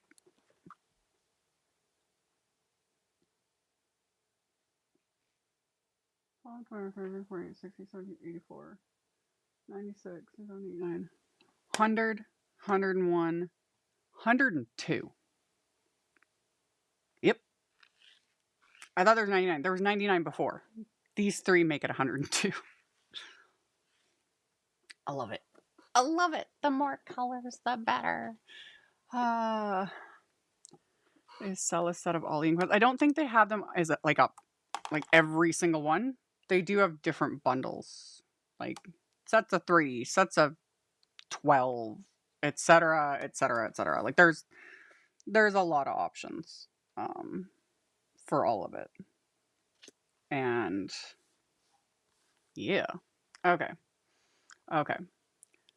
So, let's ink this up with the dolphin ink and stamp this on the background. And I also need to make sure I don't have air bubbles between the stamp and the MISTI lid, because I do that a lot, but also not the end of the world. Okay. So, we're going to stamp this. It doesn't need to be perfect. These inks do smooth out though, you know, as they dry, etc., etc., etc. I also had a hair on it. Why am I not surprised?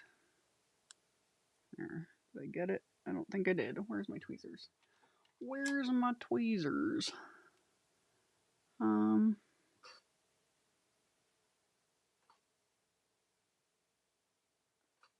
is the Pepita background out of stock? It is, yeah. They'll restock it.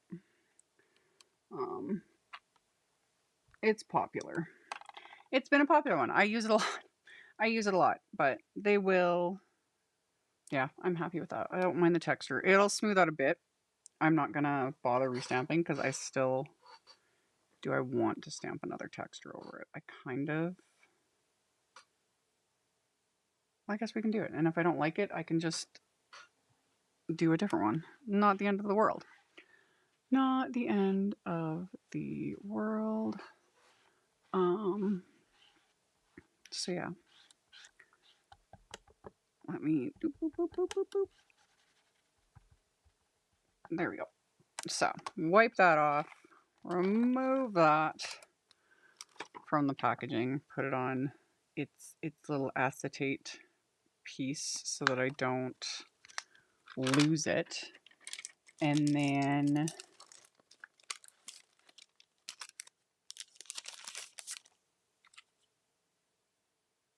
why not? Let's just do it. This is the Scripty birthday background. I used this a while ago.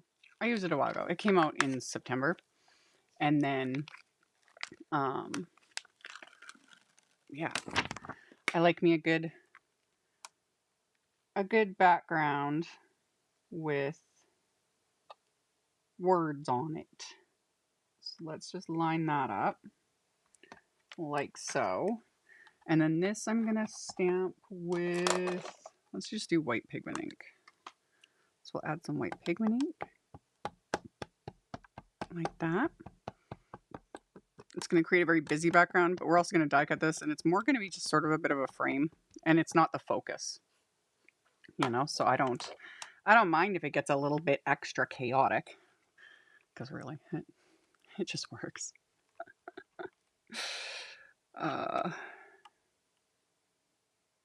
Yeah, I'm okay with this. It's busy, and I'm okay with it, because we're also probably going to add splatter. It's just fun. Okay, and then white pigment ink is a little bit extra of a bear to clean up, because it's pigment. Pigments are thicker.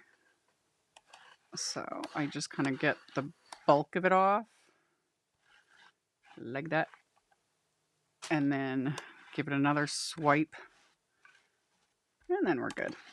We're good. Okay.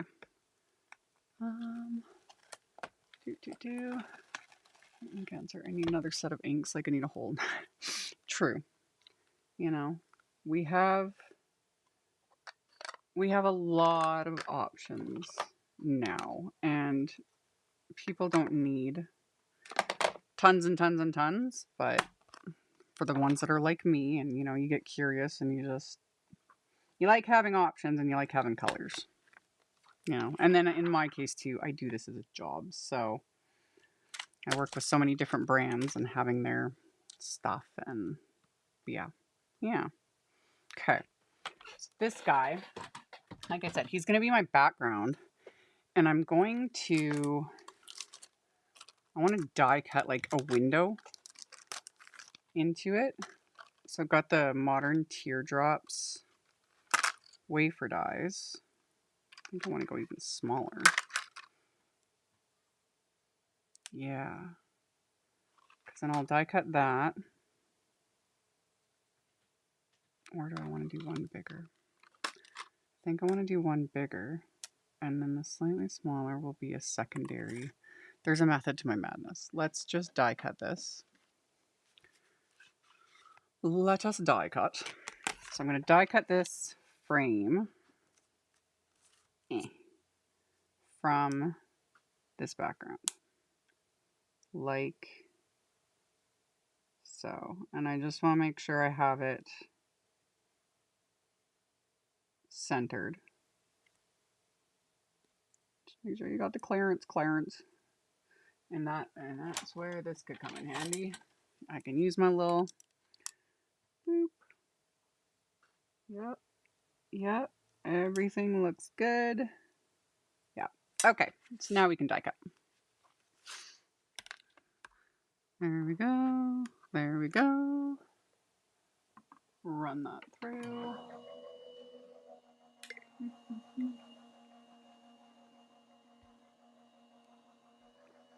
There we go.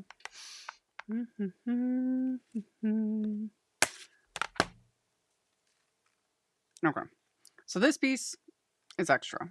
I'm not using it, but that's also why I did the extra sunflowers, because I was like, maybe off camera I'll make another card and I'll use that piece, because I just wanted this, like just like the frame, because my plan is to have the sunflowers like something. I had a rough idea in my head. Who knows what's going to happen. So then this is a piece of peacock. I did remember to... No, I didn't. I knew there was something I forgot. I forgot to add it. I think this is it called peacock? I'm starting to get bad about remembering the names of all the thingers. I just added the link to it, by the way. Yeah, peacock cardstock. Beautiful. Love it. So now I'm using the slightly smaller size wafer die in this one. This one doesn't have to be perfectly centered, because I can trim this down a bit to fit under. This will make sense in a second. Let's just die cut. Ooh, and I got ink all over my plate because that pigment ink isn't fully dry. I don't really care. We can just wipe it off like that, and then flip it over. We'll run it through. Get in your home. There we go. Yeah. He has to get in his home. There we go. And then perfection. And same thing. That piece I'll save for something else. Because like I was talking about in yesterday's live, I save all of the little bits. Yeah, see? That's what I was aiming for. So then it's just got a frame around it. And then I just need to trim off a little bit of this so that nothing is peeking out where it doesn't belong. There we go. There we go. Should be good enough. And then we can take this one and then line it up. Love that. So I can adhere them together with my liquid glue. So I'll just run a little bit along the perimeter like that.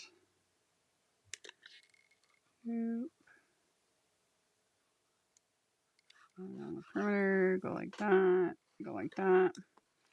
And then to make things a little easier, I just go like around the outer perimeter of this piece, like so.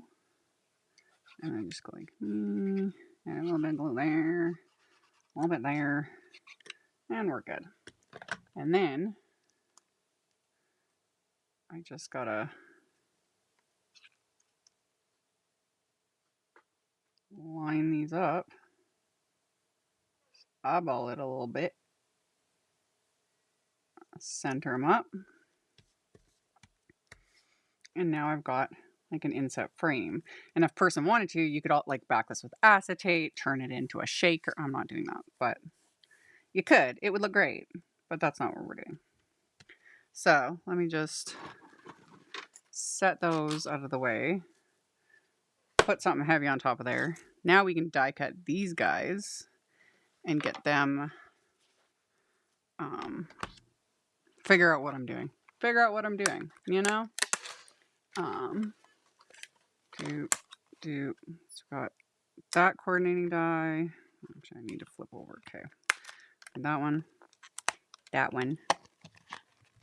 and that one. Let me flip this guy over. This current mat, I did switch to a new mat. I think that was the last live, and everyone was pointing out. They're like, oh my god, new mat. And then I went back to using the old one. Because I was doing all those cardstock swatches, and I was like, when I'm doing repetitive die cutting like that, that doesn't need to be crisp or any, you know, they're swatches. They don't need to be perfect. I pulled the old mat back out, and I've been using it again. So, in the spirit of laziness, I'm just going to keep using it. Even though it really is past its expiration date because it's completely worn out. But, me. Okay, now we can die cut these guys.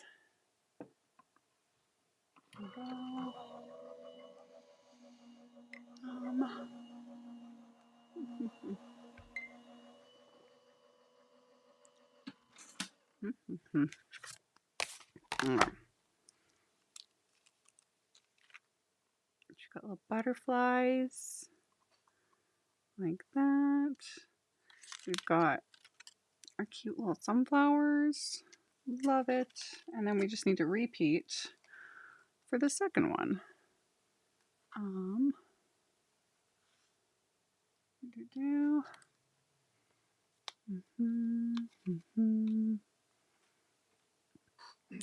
Yes, you know your mat or cutting plate, because it varies on machine, it starts to become very apparent when it's time to replace it. When you find that, yeah, you have to run your sandwich through multiple times, when, you know, normally it cuts first, you know, first pass, cuts always. And then when it stops doing that, that's a sign to change your plate or your mat. And then if you find that your cuts aren't very good, or you're getting lots and lots of those little die cut hairs, etc., yeah, good time to change your plates. There we go. Mm-hmm.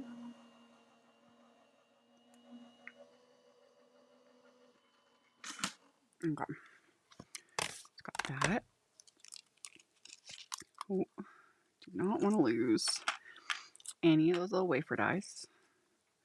We've got our little sunflowers. They're so happy. I love them. We got little butterflies. And then I need to do the sentiment, which, where did I put it? I had it here. Yes, I was going to use honey cardstock, and I just need like not very much of it. And where'd my stamp set go? Oh, I'm losing things. Let's not lose all the things. There's the stamp set. I want a white heat emboss the sentiment onto here. Actually, we'll get to that. I need to figure out what I'm doing for the actual card front, because I did say splatter, didn't I? Because of course we're going to do splatter. I just got to figure out how I want to do it. My plan was kind of to do like something like that. We're going to have the sentiment. Maybe a soft ink blend.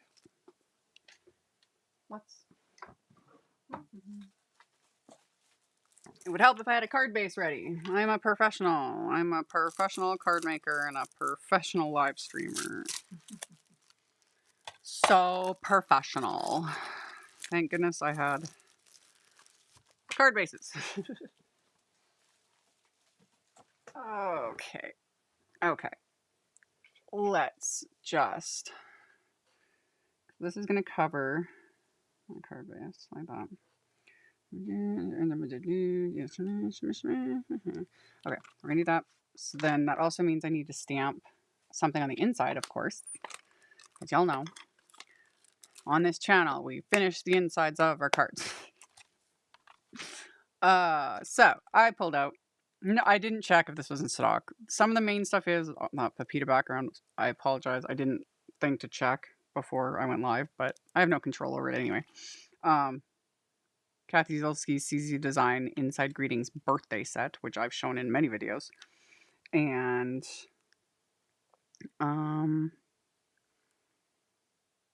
I'm going to add this sentiment. I've used this one many times and I really like it.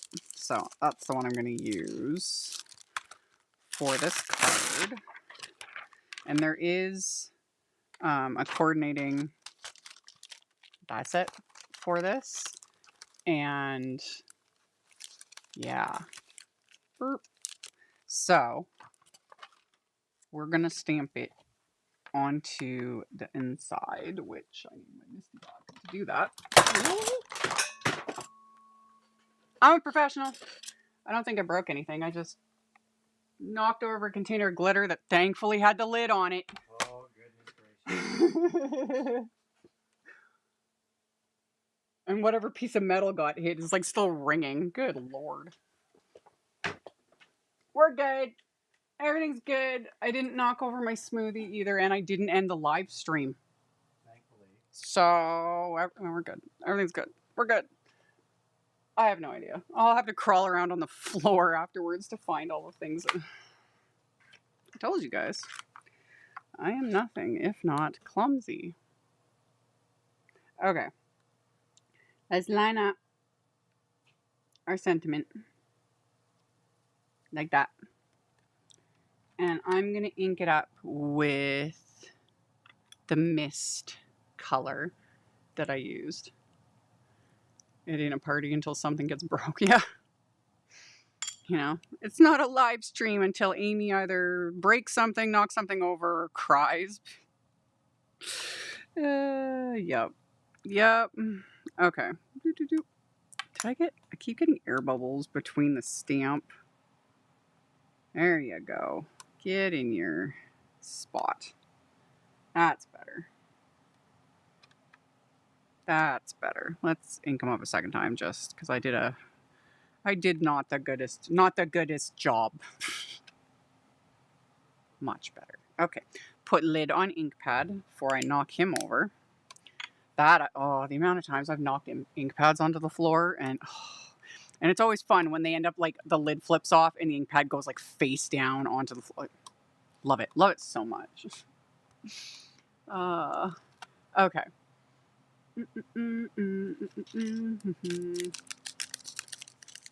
I heard skip to beat sounded like my craft room, so there would have been some expletive yells. I'm live. I try very hard not to swear during my live streams. If I wasn't live with an audience, there would have been, oh yeah, there would have been some very colorful language said at that moment. 100%. Like every single card I make, I knock over something, you know? It just is. It just is what it is. And I have my wheel caught in my cords. It's chaos. It's chaos. Okay. Let's just reinforce the fold here. One folder. I'm just glad I didn't knock over my smoothie that I've been like slowly nursing all morning and into the afternoon. That would have sucked because it's not empty yet. I would have probably sworn on live if I had knocked that over because it would have gone everywhere. In fact, now that I'm saying that, I need to finish this thing.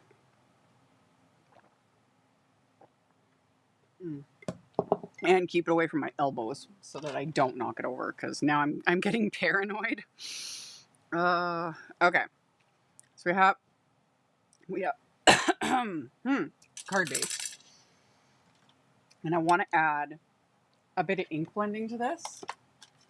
So I'm going to brush and I'm going to use,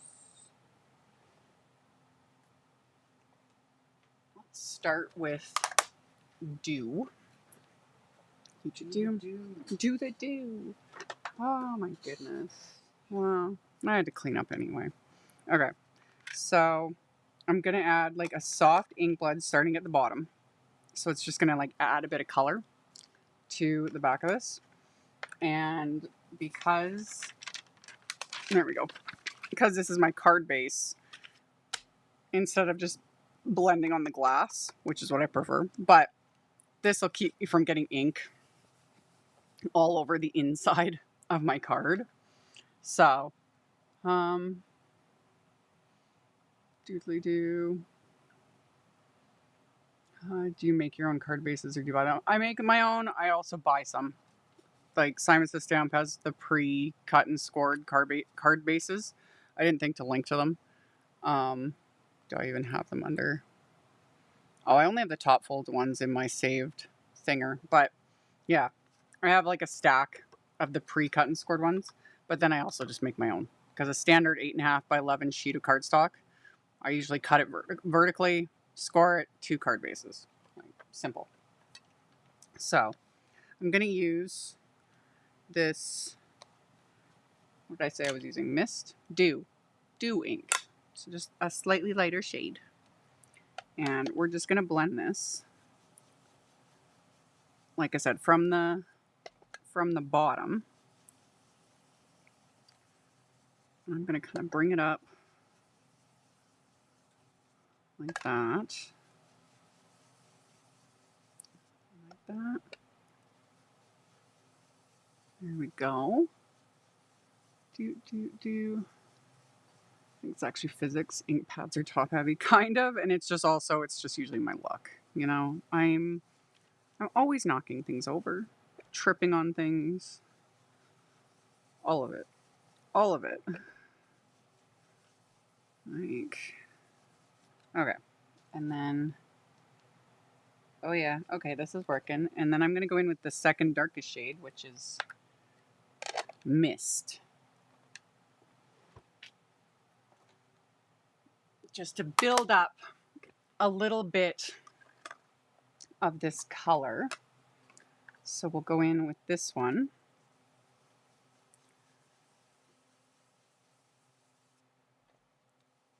There we go. And just sort of intensify it a little bit. Like that.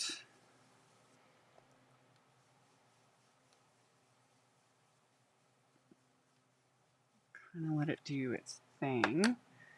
And again, just kind of Yeah, I like that. That works. Okay. Just got those. I got stuff everywhere. I got a mess. What else is new? Let me again reinforce. There we go. Got that. And then we gotta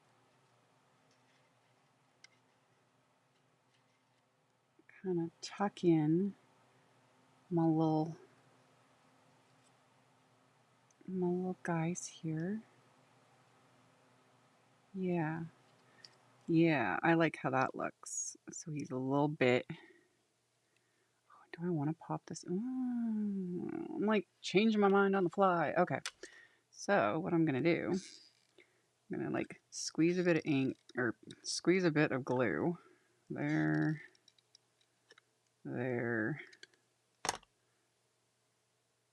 Hold that in place.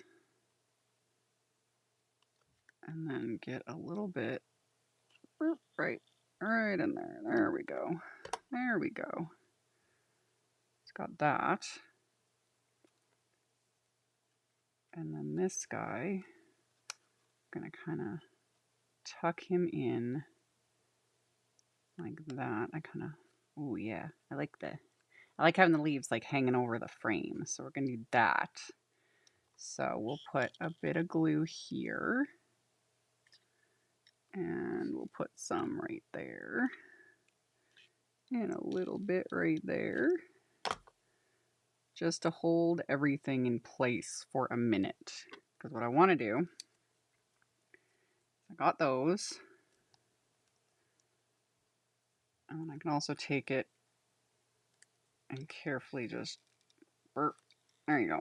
Squeeze a little extra glue. I just need them held in place for a sec. And I'll take my scissors. There we go. And then we'll put some Big Mama foam tape on this.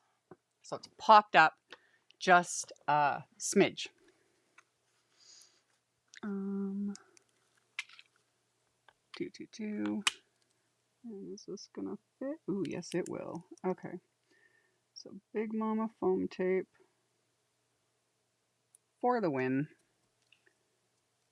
Because this will give my frame and the sunflowers just that little extra bit of dimension. Because like I said, I'm not doing a shaker card. You totally could.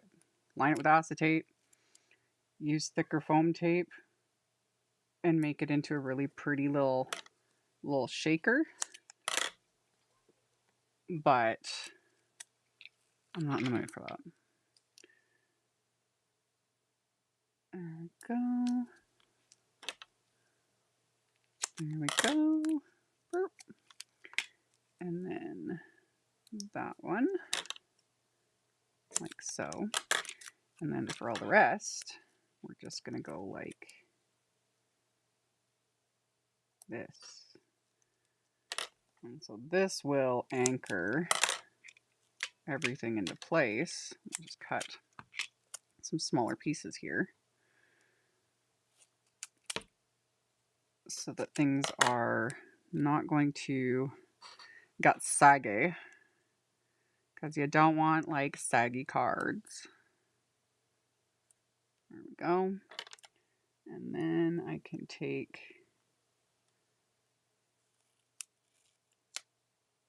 that and reinforce right under there, like so. And that one, just keep going like that. Just filling in some of these little, it always looks like such a hot mess on the back. And then no one's going to see it, because only you guys like that are watching, you know, see it. And normally I would say the recipient doesn't know, but well, the recipient is one of you guys watching. So you know the secrets and the hot mess behind the scenes. There we go. And then I can just fit in there, right there. There we go. Okay. Love it. Now we just got to peel it all off so I can stick it stick it to the card front, and then we can add a bit of splatter because, you know, it needs it. It needs it. So peel off all the little bits like that. Like that. That one.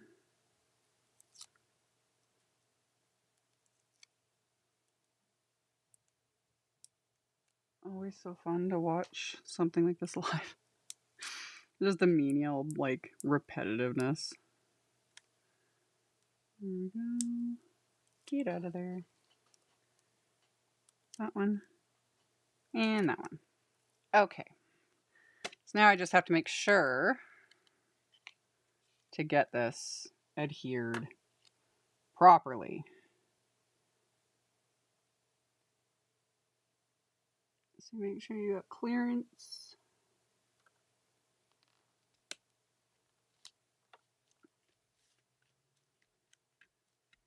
I did it. And it's got a little bit of dimension, but not a whole lot of, you know, bulk and chaos. And then we can add some splatter. So let me get my cardstock out of the way because I don't want to get errant splatter on my pretty cardstock, which I'm going to forget that I put there. I'm going to knock it over. Whatever. Anyway, so splatter. We need this. Where's that piece of paper? Put that there. That. We can't do splatter without the magnet. Stamp. Where is my splatter? I already lost it. And there it is. There it is. Okay. We'll add, and I'll take a little just bit of tape. Even though it's going to be white splatter, so it's, you know, on a white card base, not the end of the world, but I'll take a little bit of low tack tape. And we will just tape the card shut so I don't get that everywhere. And then I'm using Simon's Positively Perfect White Splatter liquid stuff. And this, you always got to make sure you stir it up. Because just like I was saying with the watercolors, everything else, gravity. The weight of the pigments and it all settles to the bottom. Have you ever tried Kathy's use tip of using the corner of your scoreboard to line things up? I've done it. I don't like it. I've seen other makers do that using their scoreboard or even their MISTI, like using that the straight like corner to line up layers like that. Every time I've tried doing it, it ends up wonky. And it shouldn't. Like it's a 90-degree angle. Like, yeah, I have better luck just eyeballing it. I know the last time I tried it, I was filming a video. This was a while ago, and it was, you know, a pretty involved layer. And I went to stick, you know, and I stuck it in my scoreboard, and because I was like, it needed to be straight, and it wasn't. And I ended up having to like surgically remove the card base, like, and it got destroyed in the process. But I was so upset because I'd spent, it was a finished card basically. And yep. So I just eyeball it. I don't know. It works for everyone else. It doesn't work for me. I don't know why. Like, yeah. Anyway, you stir the splatter up. I stirred it more than it needed to be, but I was busy talking. That's okay. It's okay.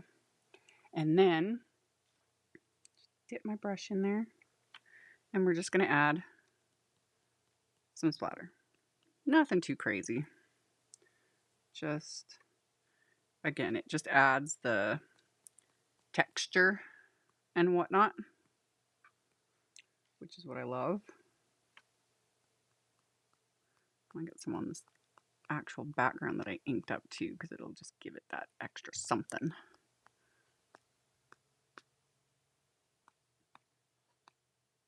There we go. Yep. So then we clean off our brush. I'd stick the card front to the scoreboard. I know. That's most likely what I would do too, right? Yep.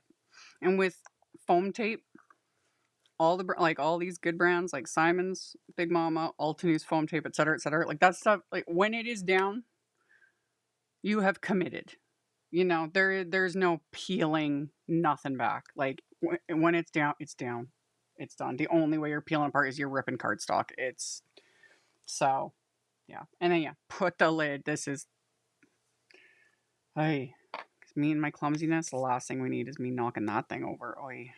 So now while the splatter is wet, we're gonna let it dry. So I'm going to set it over here for a moment while not knocking it over. So we can let that dry and then I can heat emboss my sentiment. So method to the madness. Let's see if I can get my MISTI this time without knocking absolutely everything over. There we go. There we go. Oh my goodness.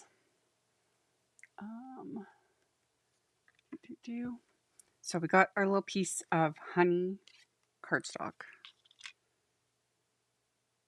Ooh, good, because then I can actually die cut it a couple times. So I'm just gonna line up this random shaped scrap. It doesn't need to be perfect because it's just the stamp, because I'm going to use the little coordinating wafer die to die cut it. And I can see another little puzzle.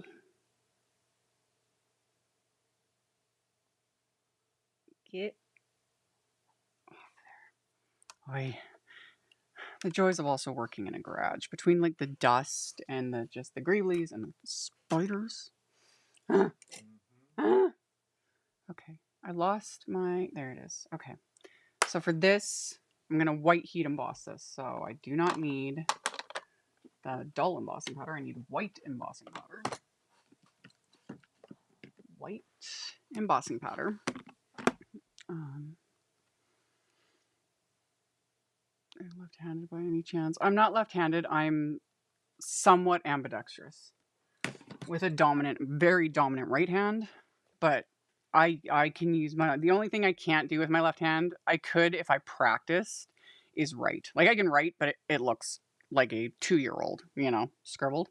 But I use my left hand like with tools and just so many things.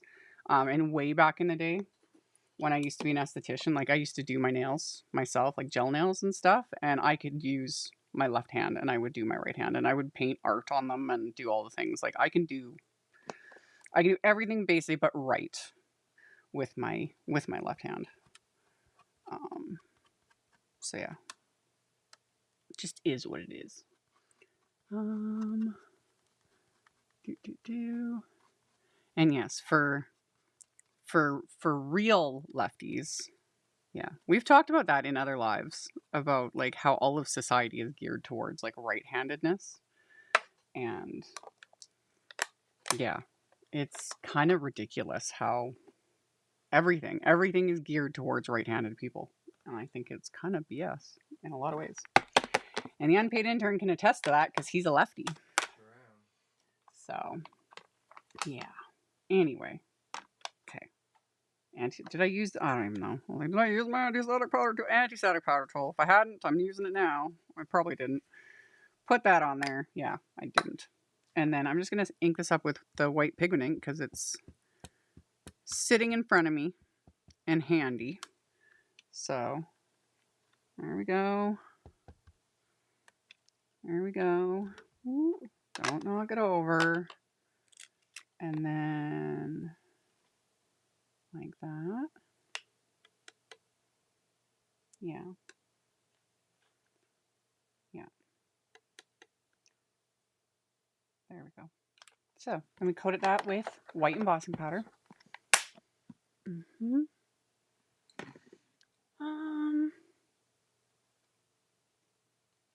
we gotta melt it with our heat tool.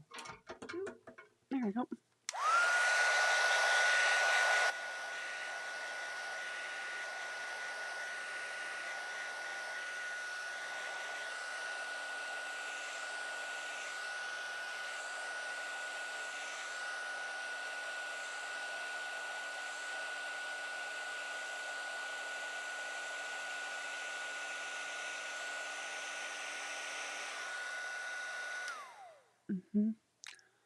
I missed that one. I do buy every tool I see from companies that offer left-handed versions of their tools. I appreciate it. Yeah, I've purchased the left-handed versions of the Tim Holtz scissors that I love. I bought the left-hand versions for Chris because we use those scissors for like the shear the big these dudes use them for everything. We use them. We had a pair for out in the garden, like trimming plants and like all over the house.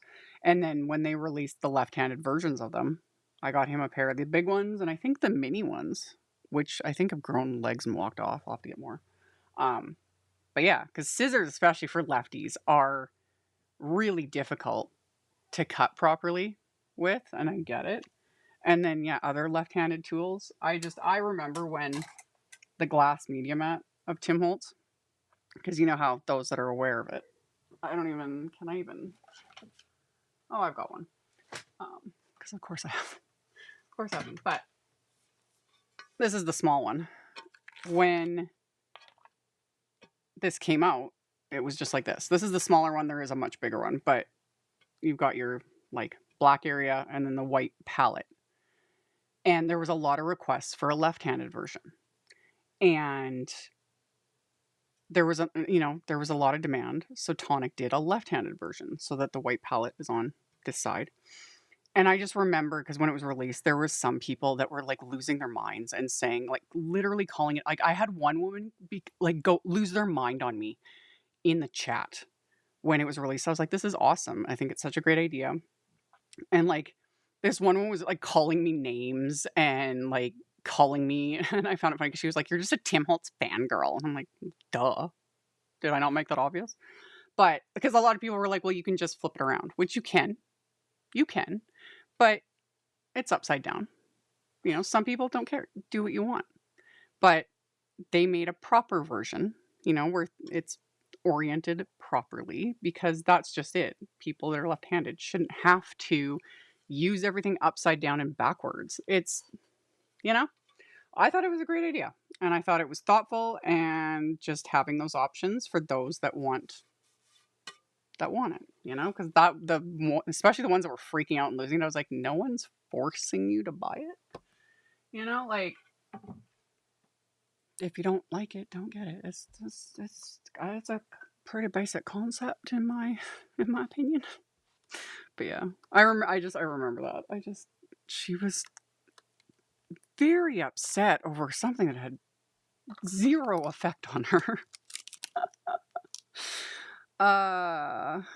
Yeah, I need to get a t-shirt made. It's like Tim Holtz fangirl. Oh yeah, some people are just really unhappy. It is what it is. Anyway, it was a good time when those came out, and yeah, if Chris had a need for a glass mat, I'd get him the left-handed version. Yep. Yeah.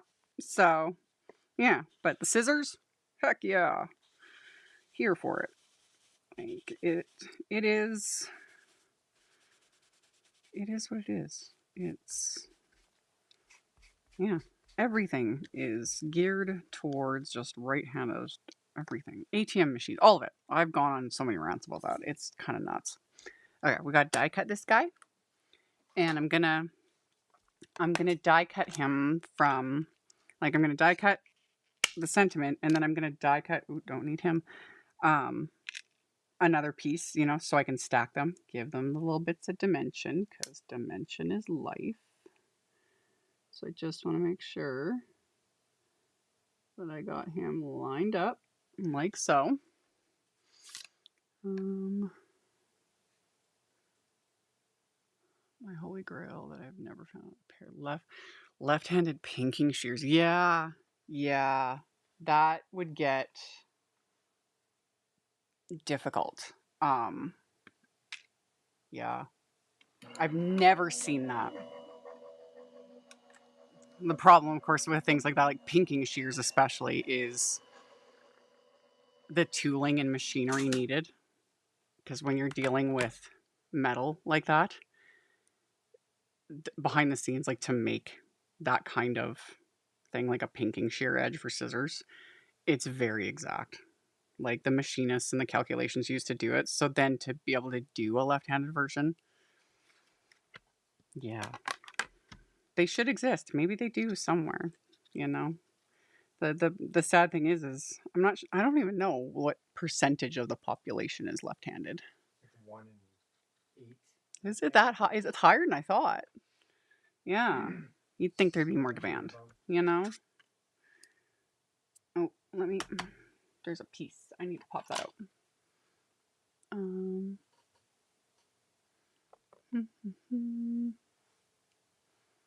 Heard it's closer to 20% of the population. Yeah. Could be, yeah. Yeah.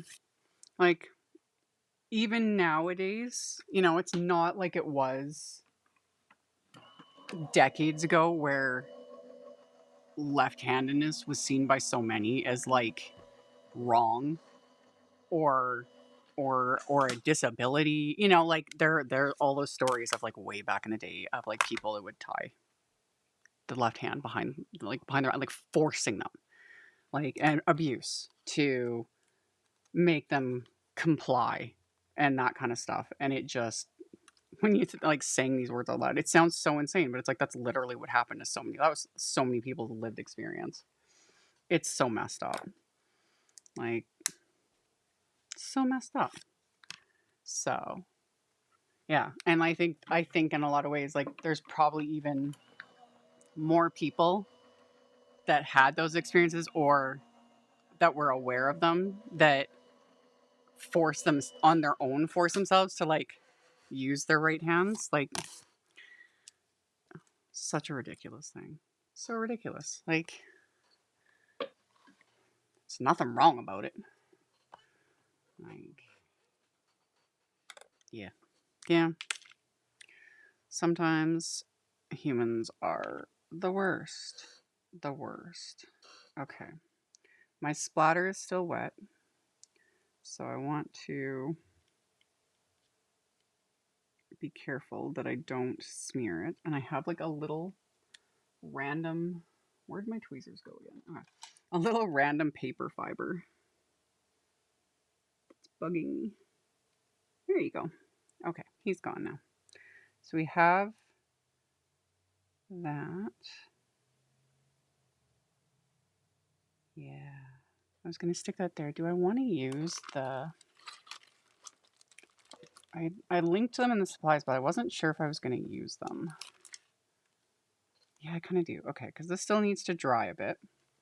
I haven't forgot the butterflies. They're piled up right here because they'll get added as little accessories. I pulled out this... the black? No, kind of want the white. These are the EZ Strips. I think they're just Birthday. Yeah, they're just called Birthday. I've talked about these. I've shown them in many videos. There's stamps. There's the pre-printed ones. With the pre-printed, there's always the reverse version, which is black.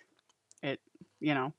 And yeah, anything that says EZ Strips on it, because Simon Says Stamp has done now quite a few over the last year or two. I forget how long it's been since the first set came out. And then there's the basic EZ Strips dies, and then there's been a couple other versions. The one right before this was like the banner ends, and then this one came out in, I think this was the October release. You got, again, I was like, I don't know what's going on. I don't know what's going on, but these ones have rounded edges, which I was like, oh, sweet, love it. And the whole point of EZ Strips is it's one wafer die, like one wafer die, one panel, or one stamp, and you do it once, and then everything is done in one step, and you've got multiples. And of course, this is the one time this tape decides to fuse. Get off of there. There you go. There you go. We don't need you. Get in the trash. There. Also put that back so it gets out of the way. Okay. So, we're going to run this through with the EZ Strips die like this. So you just got to line her up. And this is where I take a second to make sure everything looks like it's centered, that it's lined up.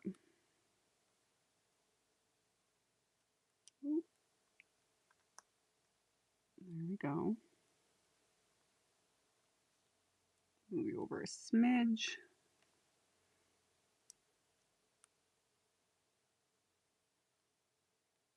Okay, and then we just run it through, and in the one pass, we'll get the whole thing die cut.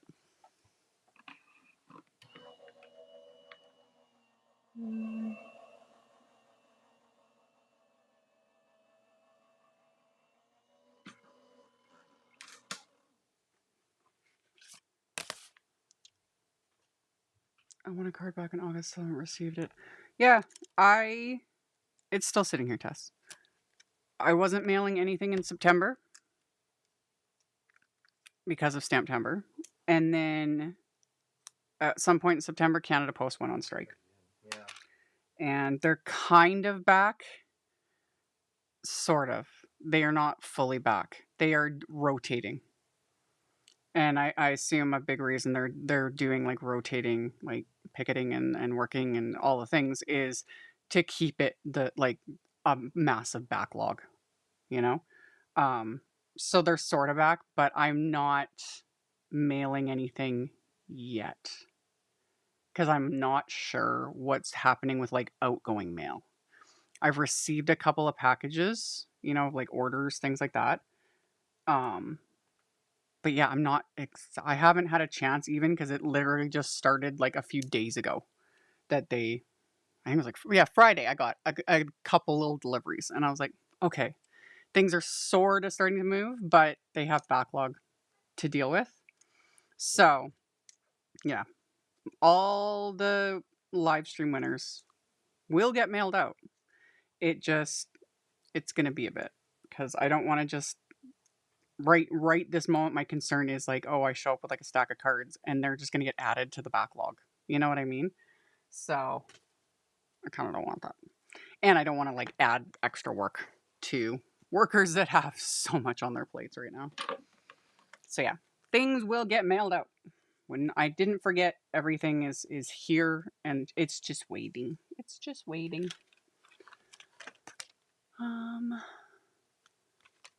So yeah.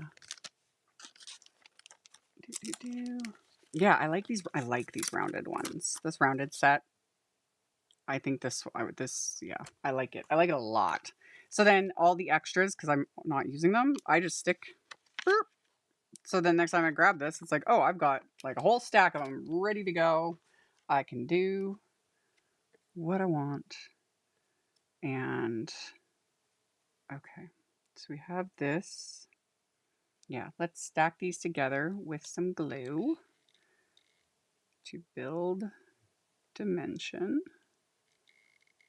There we go. Just like that.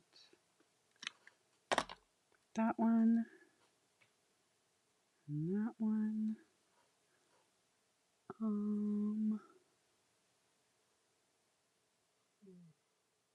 Yeah, it's all good, Tess.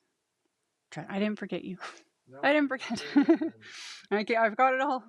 It's all. I got my little pile, and we because I talk about this like with the little form that I have you guys put your name and address in. I delete those afterwards. I'm keeping for the mailing addresses, you know. But then I get rid of all of that. You know, I don't share it. I don't post it. I don't sell people's info, anything like that. But yeah, with all of the winners, because it's now we're going on like 2 months of live stream card winners. I've got a little pile of cards and all the forms. I've got everyone's info.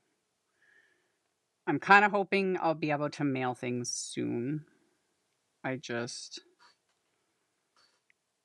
Yeah, it's once I can't even imagine the amount of backlog they're dealing with. But I'll have to like see if there's any info on that. Because yeah, that'll make life a little bit easier. And then I always give everyone a heads up. Like I just post on my socials. I take a little like selfie with all my envelopes. I'm like, mail out. And more so that everyone can congratulate me for leaving my house. I was like, tell me I did a good job. Because yeah, I don't do that very often either. Okay. But yeah. Um, they deserve everything. Oh yeah, we are union supporters. Yep. The unpaid intern in his real job is a union member. It's a different union, but he is a union member, so we are a union family. And yeah, it's just one of the many things that need to be navigated and figured out. And yeah, because it's just a lot of things have changed. It used to be just letter mail and flyers and things, and now it's like tons of packages and all the things. Like when I got those packages on Friday, that poor Carrie, that's when the rain just started pouring, and they're like making a mad dash to the house, and it's just like the weather just went crazy, and they're like standing there and just like hi, and I was so happy to see them, but at the same time, I'm like, oh my goodness, like timing couldn't have been worse for you. So, and then last year the one delivery person, the Canada Post dude, and it was 50 below that day. Yeah. And I wanted to, but I don't think they're allowed to. I wanted to ask him to come in because we were like his payment little machine, because I had to pay fees, kept like it was literally freezing. And he's like, he had winter gear on, but he was freezing. And I just wanted to bring him in and be like, "Do you want some hot cocoa?" Like, I felt so bad. I was like, not a fun job. No, it's not. Like, okay. Ooh, yeah. No, I committed because, foam tape, once it's down. Okay. So we did that. Yeah. Okay. It's working. It's kind of working. We're kind of figuring it out, Okay. So I'm just doing little strips of foam tape. Did I cut that too wide? It should be okay. We're going to stick him right there. And then one little bit like that. Here we go. And then we'll snip that little bit. Dang, that's cool. Oh yeah. Minus 50 is no joke. It is not fun. Especially for the ones that have to be out and dealing with it. Like, it is. That's what I call rank cold. It's not fun. It's not fun at all. Okay, we got that. And then I just gotta add my little bar flies. And while I'm doing that, you can pick a winner. Alrighty. Actually, I'll just keep that tape. It doesn't need to come off right now. So I didn't forget. I got my little butterflies. How do we want to stick him like right there? Do that. So we're going to adhere some little sparkly butterflies. I'll just hold him for a second to let the glue, there we go.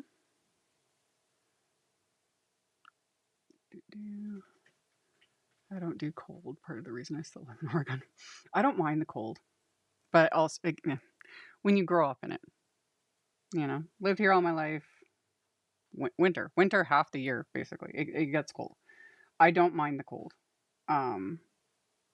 I don't like it at first. It's when it first starts getting cold that I am whiny, miserable. I will complain every second. And then you just get used to it.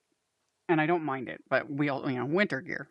I got a nice thick jacket and like the amount of winter gear we own between, boots and scarves and toques and all the things. So if I'm bundled up, it's not so bad. And I prefer cold over heat. I don't like the heat. Let's stick that one right there. I'm just gonna kind of sprinkle these little butterflies. There we go. Gonna stick them into place.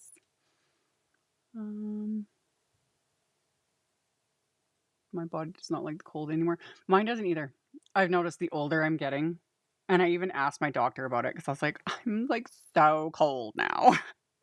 It's like, do I have circulation problem? Like, do I need to be tested for something? And she just looked at me and she's like, you're getting old. I'm like, thanks. Not really.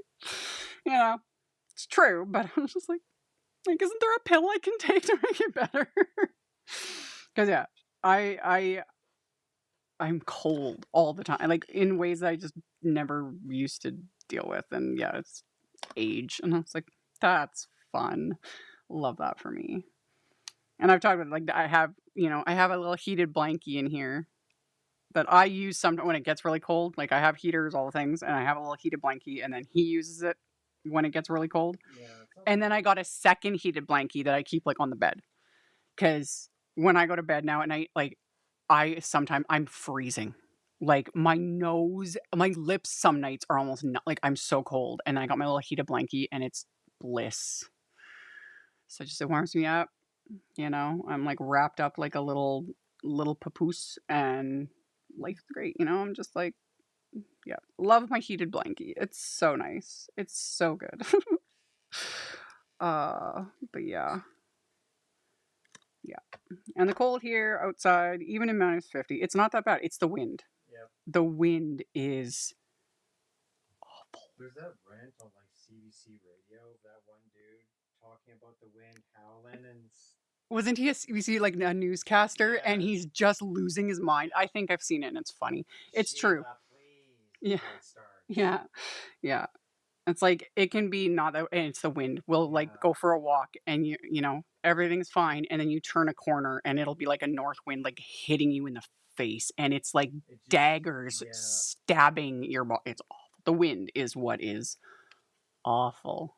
It's not the heat yeah. that kills you. No, it's the wind.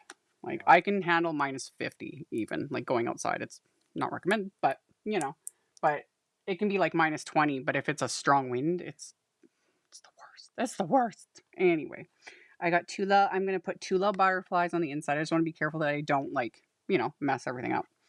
We'll add them to the inside.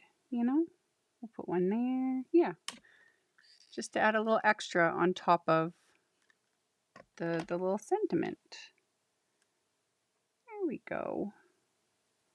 So we got that one. And then my nose is always cold, so my boyfriend bought me a crochet nose warmer. Love it. Love it. That's cute. Honestly, tempted. There's some nights where my nose just it feels like it's gonna fall. Yeah. But yeah, Chris always makes fun of me because, before we're fully like getting ready for bed, he's like, he always calls it me making my nest. Yeah. Because I've got my blankets and my body pillow, and I like get everything the way I want it. And then, if I'm like feeling cold, I top it with my heated blankie, and I just get it all ready. And then I go get, wash my face, do all the things so that I come back and it's warm. And I've got my little nest. Love it. I love it. So yeah. Okay. And I'm not going to add any other thing. Yeah.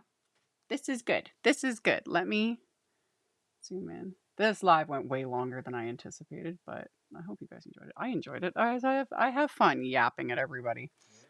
Let me turn on my little flashlight so we can actually see the sparklies in all its glory.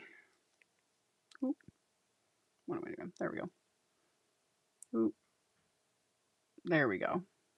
So I'm not like totally washing out the colors. So yeah, it's just got that glitter to it without being completely overwhelming. But also I do love me like solid glitter. But yeah, so you can see the texture of it too, That's all the Yulis, but you can still see all that ink blending that I did with the watercolor because I didn't want to cover that up because that's like pretty. So yeah, there is our card. And just wait, let me put it to, there we go. Who am I sending this to? You're sending this to Alma in Saskatoon. I know who that is. Do you? She's, yeah, I know. Her last name starts with a D. Yeah. Yeah, Alma. Alma in Saskatoon. I'm friends with her on Facebook. I can't even remember anymore. Yeah, Alma. So that's hilarious. Yeah. Local person, hey? You need to let me know, Alma, when you're. I'm literally looking at because we're friends on Facebook. That's funny. Do you have it on here? Her birthday's in May. I just because I'll yeah because I was like it's still a birthday card, you know. It's not for a while, but I'm still gonna put it on there. I'll add that to my little notes. I gotta set that aside. So yeah, B-Day in May. I'm gonna send it out before May, but just I'm making the note to myself to add to the card. That's fun. That's fun. So yeah, and then doodly doo. Yeah, this turned out decent considering, like I said, and it was just a rough idea in my head. I've been asked that a lot. Oh, we say goodbye to the disembodied hand. It's what I use for emojis in chat whenever people mention my name. I'll always wave back to them.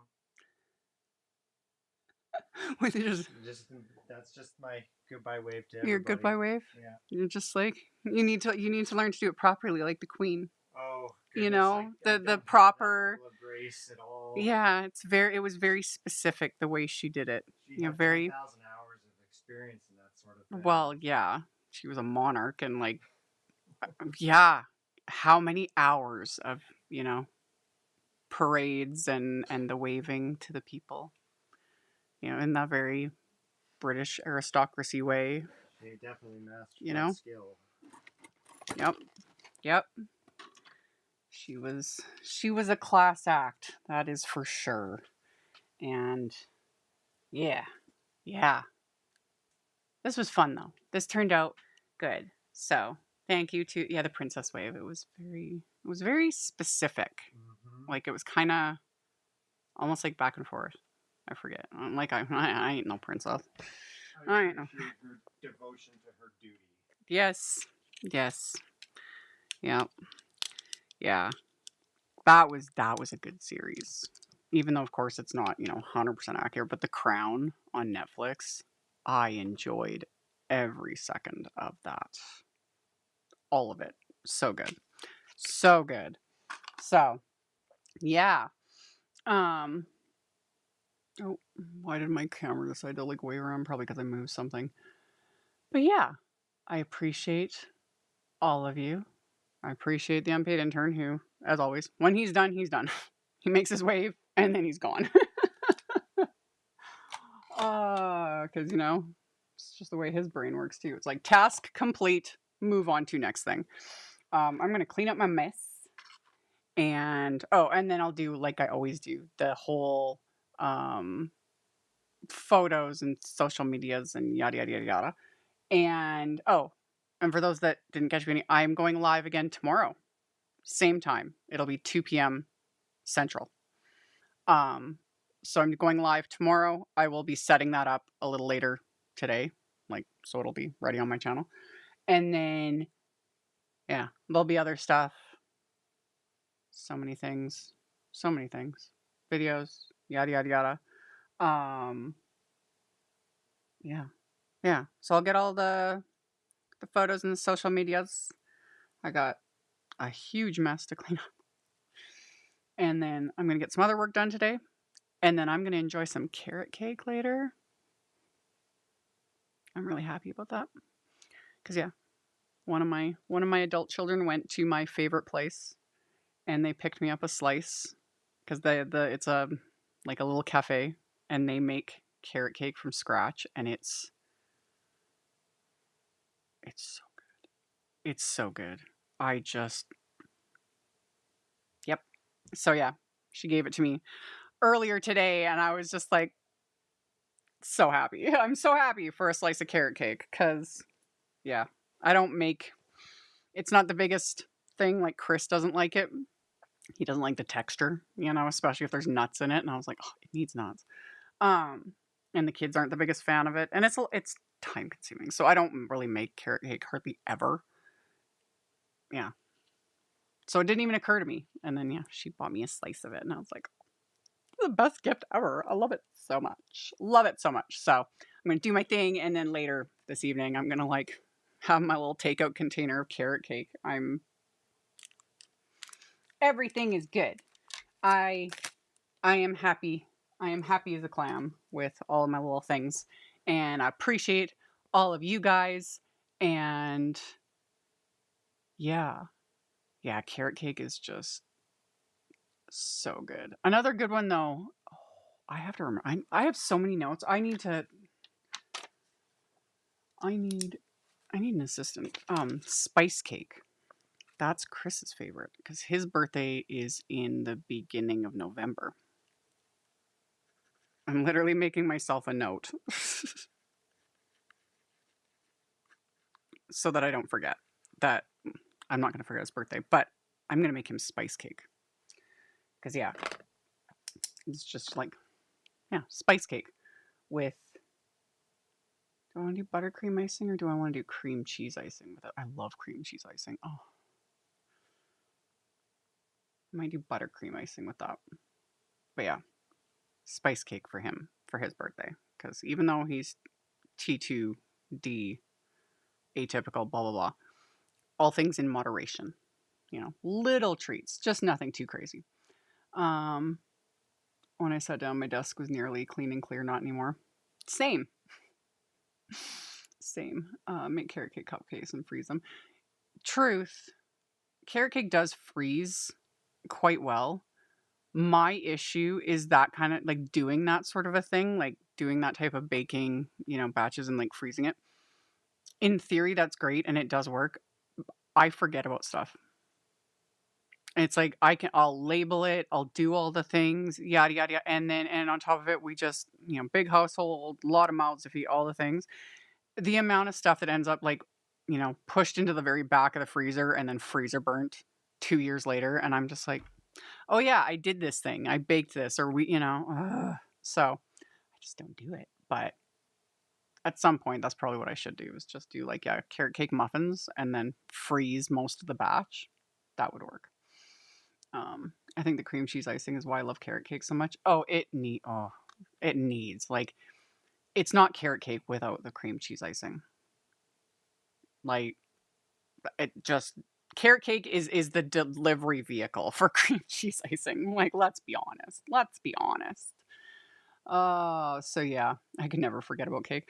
Technically, I wouldn't either, but that's another thing. Not only do I get cold all the time, but the other thing with age and, I had 2 bouts of COVID, all the years ago.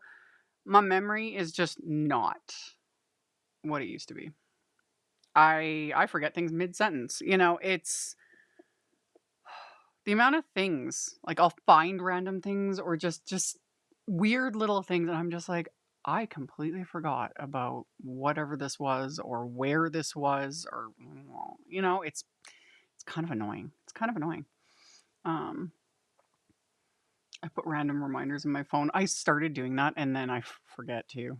The amount of like the post-it notes and my notes app, I have pages and tabs and post like so many things. I'm constantly I take notes during my own lives and I'm like, oh yeah, these random thoughts. And then you all will remind me of things.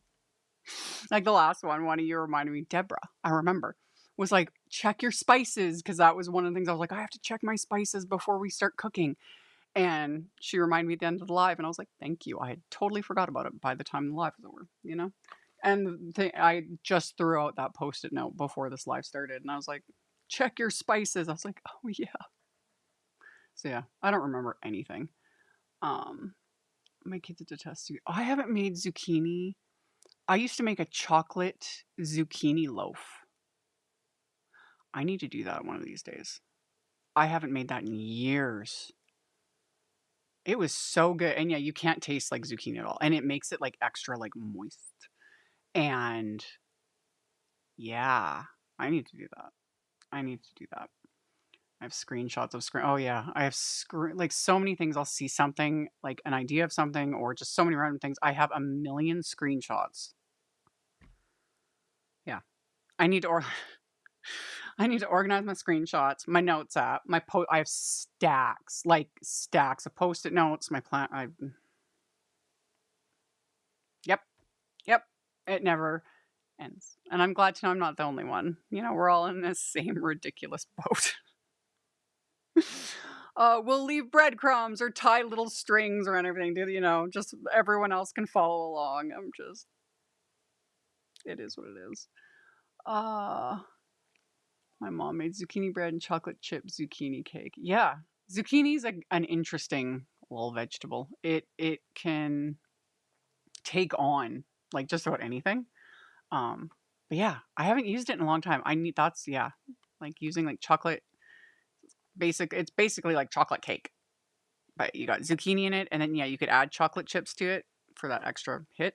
And it's always a clever way to get a little extra like vegetables and fiber in your diet, especially children that don't want to eat their vegetables. I know. I know. Yeah. I did bake though. I made banana muffins. I make those on the regular cuz bananas are still cheap, thankfully. And yeah, I made banana chocolate chip muffins the other day. Now that I have a little bit, you know, I'm not doing crazy September stuff, and yeah, I need to do some more baking. But I made muffins and they're almost gone. So I'm going to have to make more. Uh um yeah. Yeah. My husband's over, he can schedule text messages. Yeah, I think that's an option. I should start doing that to myself, like text myself. I literally message myself sometimes too, because I'll send links to myself often. Because it's like, oh yeah, remember this, like this website or whatever, this random thing that popped up, and I'll message it to myself because I will forget about it like an hour later, and it's always something I want to like remember. Yeah. Um, I throw my overripe bananas in the freezer and bake with them later.